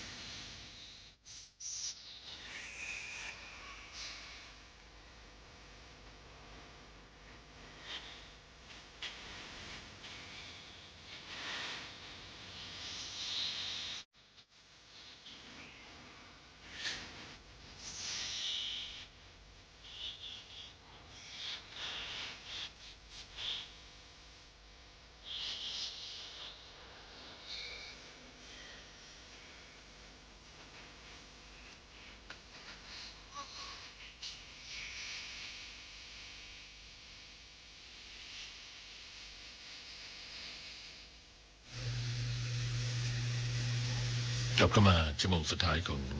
ถนนดนตรีคืนวันอาทิตย์ผมพิยศรุ่งสมัยและคุณบุญประกอบอกลิ่นก็คุมเสียงจากภูผาถึงทะเลที่คุณเปิ้ลขอมาจากกรุงเทพนะครับคุณแบงค์ทรัคนะฮะเพลงนี้ชื่อเพลงอะไรครับเมื่อสักครู่ในช่วงท้ายชั่วโมงที่แล้วใช่ไหมครับผมเปิดเพลงอะไรไปจำได้ไหมมีเพลงลำวงลูกหนี้เพลงกรึบแล้วก็เพลงคนจนจะสุขคนจนจะสุขนี่ของพี่อีทฟุตบาทไม่ทราบว่าฟังเพลงไหนกรึบในของน้ำหมูแล้วก็ลำวงลูกหนี้ของนักเสกศักดิ์สิทธิ์เชิดลางนะครับเดินทางกันในชั่วโมงสุดท้ายนะครับแล้วก็เพลงที่คุณทำมาในคืนวันนี้ก็หลายเพลงนะเปิดเท่านั้นเลยนะฮะในสักครู่นี้ป้าหมายบอกแสงจันทร์สว่างใช่ครับก็ถ้าเป็นช่วงวันที่จะเป็นวันสำคัญทางพระพุทธศาสนาก็จะมีวันจันทร์เต็มดวงนี่นะครับก็ใกล้จะถึงในเทศกาลนี่นะครับในวันอาสาฬหบูชาแล้วก็เทศกาลเข้าพรรษาหลายคนก็ทำบุญแล้วก็มีการแห่เทียนเข้าพรรษาด้วยนะฮะก็วันหยุดติดต่อกันเนื่องในวันเฉลิมพระชนมพรรษาพระบาทสมเด็จพระเจ้าอยู่หัวในวันที่28กรกฎาคมด้วยก็เลยติดต่อกัน3วันนะฮะแล้วก็ระหว่างหัวท้ายคือจันทร์กับศุกร์ก็คงจะมีคนที่ลาในช่วงต้นกับช่วงท้ายของสัปดาห์ก็จะลาทั้งยาวทั้งสัปดาห์เลยนะฮะถ้าใครไปตั้งแต่วันศุกร์ก็นู่นนะอีกวันนะ5 6 7เสาร์อาทิตย์หน้าอีก8 9 10กว่าวันครับก็เอาเขียนเล่นสนุกว่าอันนี้ลาพอสุดท้ายว่าถึงกลับมาก็ลาออกเลยนะครับครับเพลงที่นะฮะคุณถอมาทาง0816346452นะครับ0816346452กับเพลงผู้ผายังท้าคนเพราะเพื่อนหลักนักออกแบบบอกอะไรของสะสมที่หลายๆคนมีคนทำไม่มีเลยครับ น้อยใจมีแต่ไฟล์งานเดือนเต็มคอมเลยฮ่าแล้วจะเอาไฟล์รวมโปสเตอร์แต่ละปีทั้ง3 ปีไหม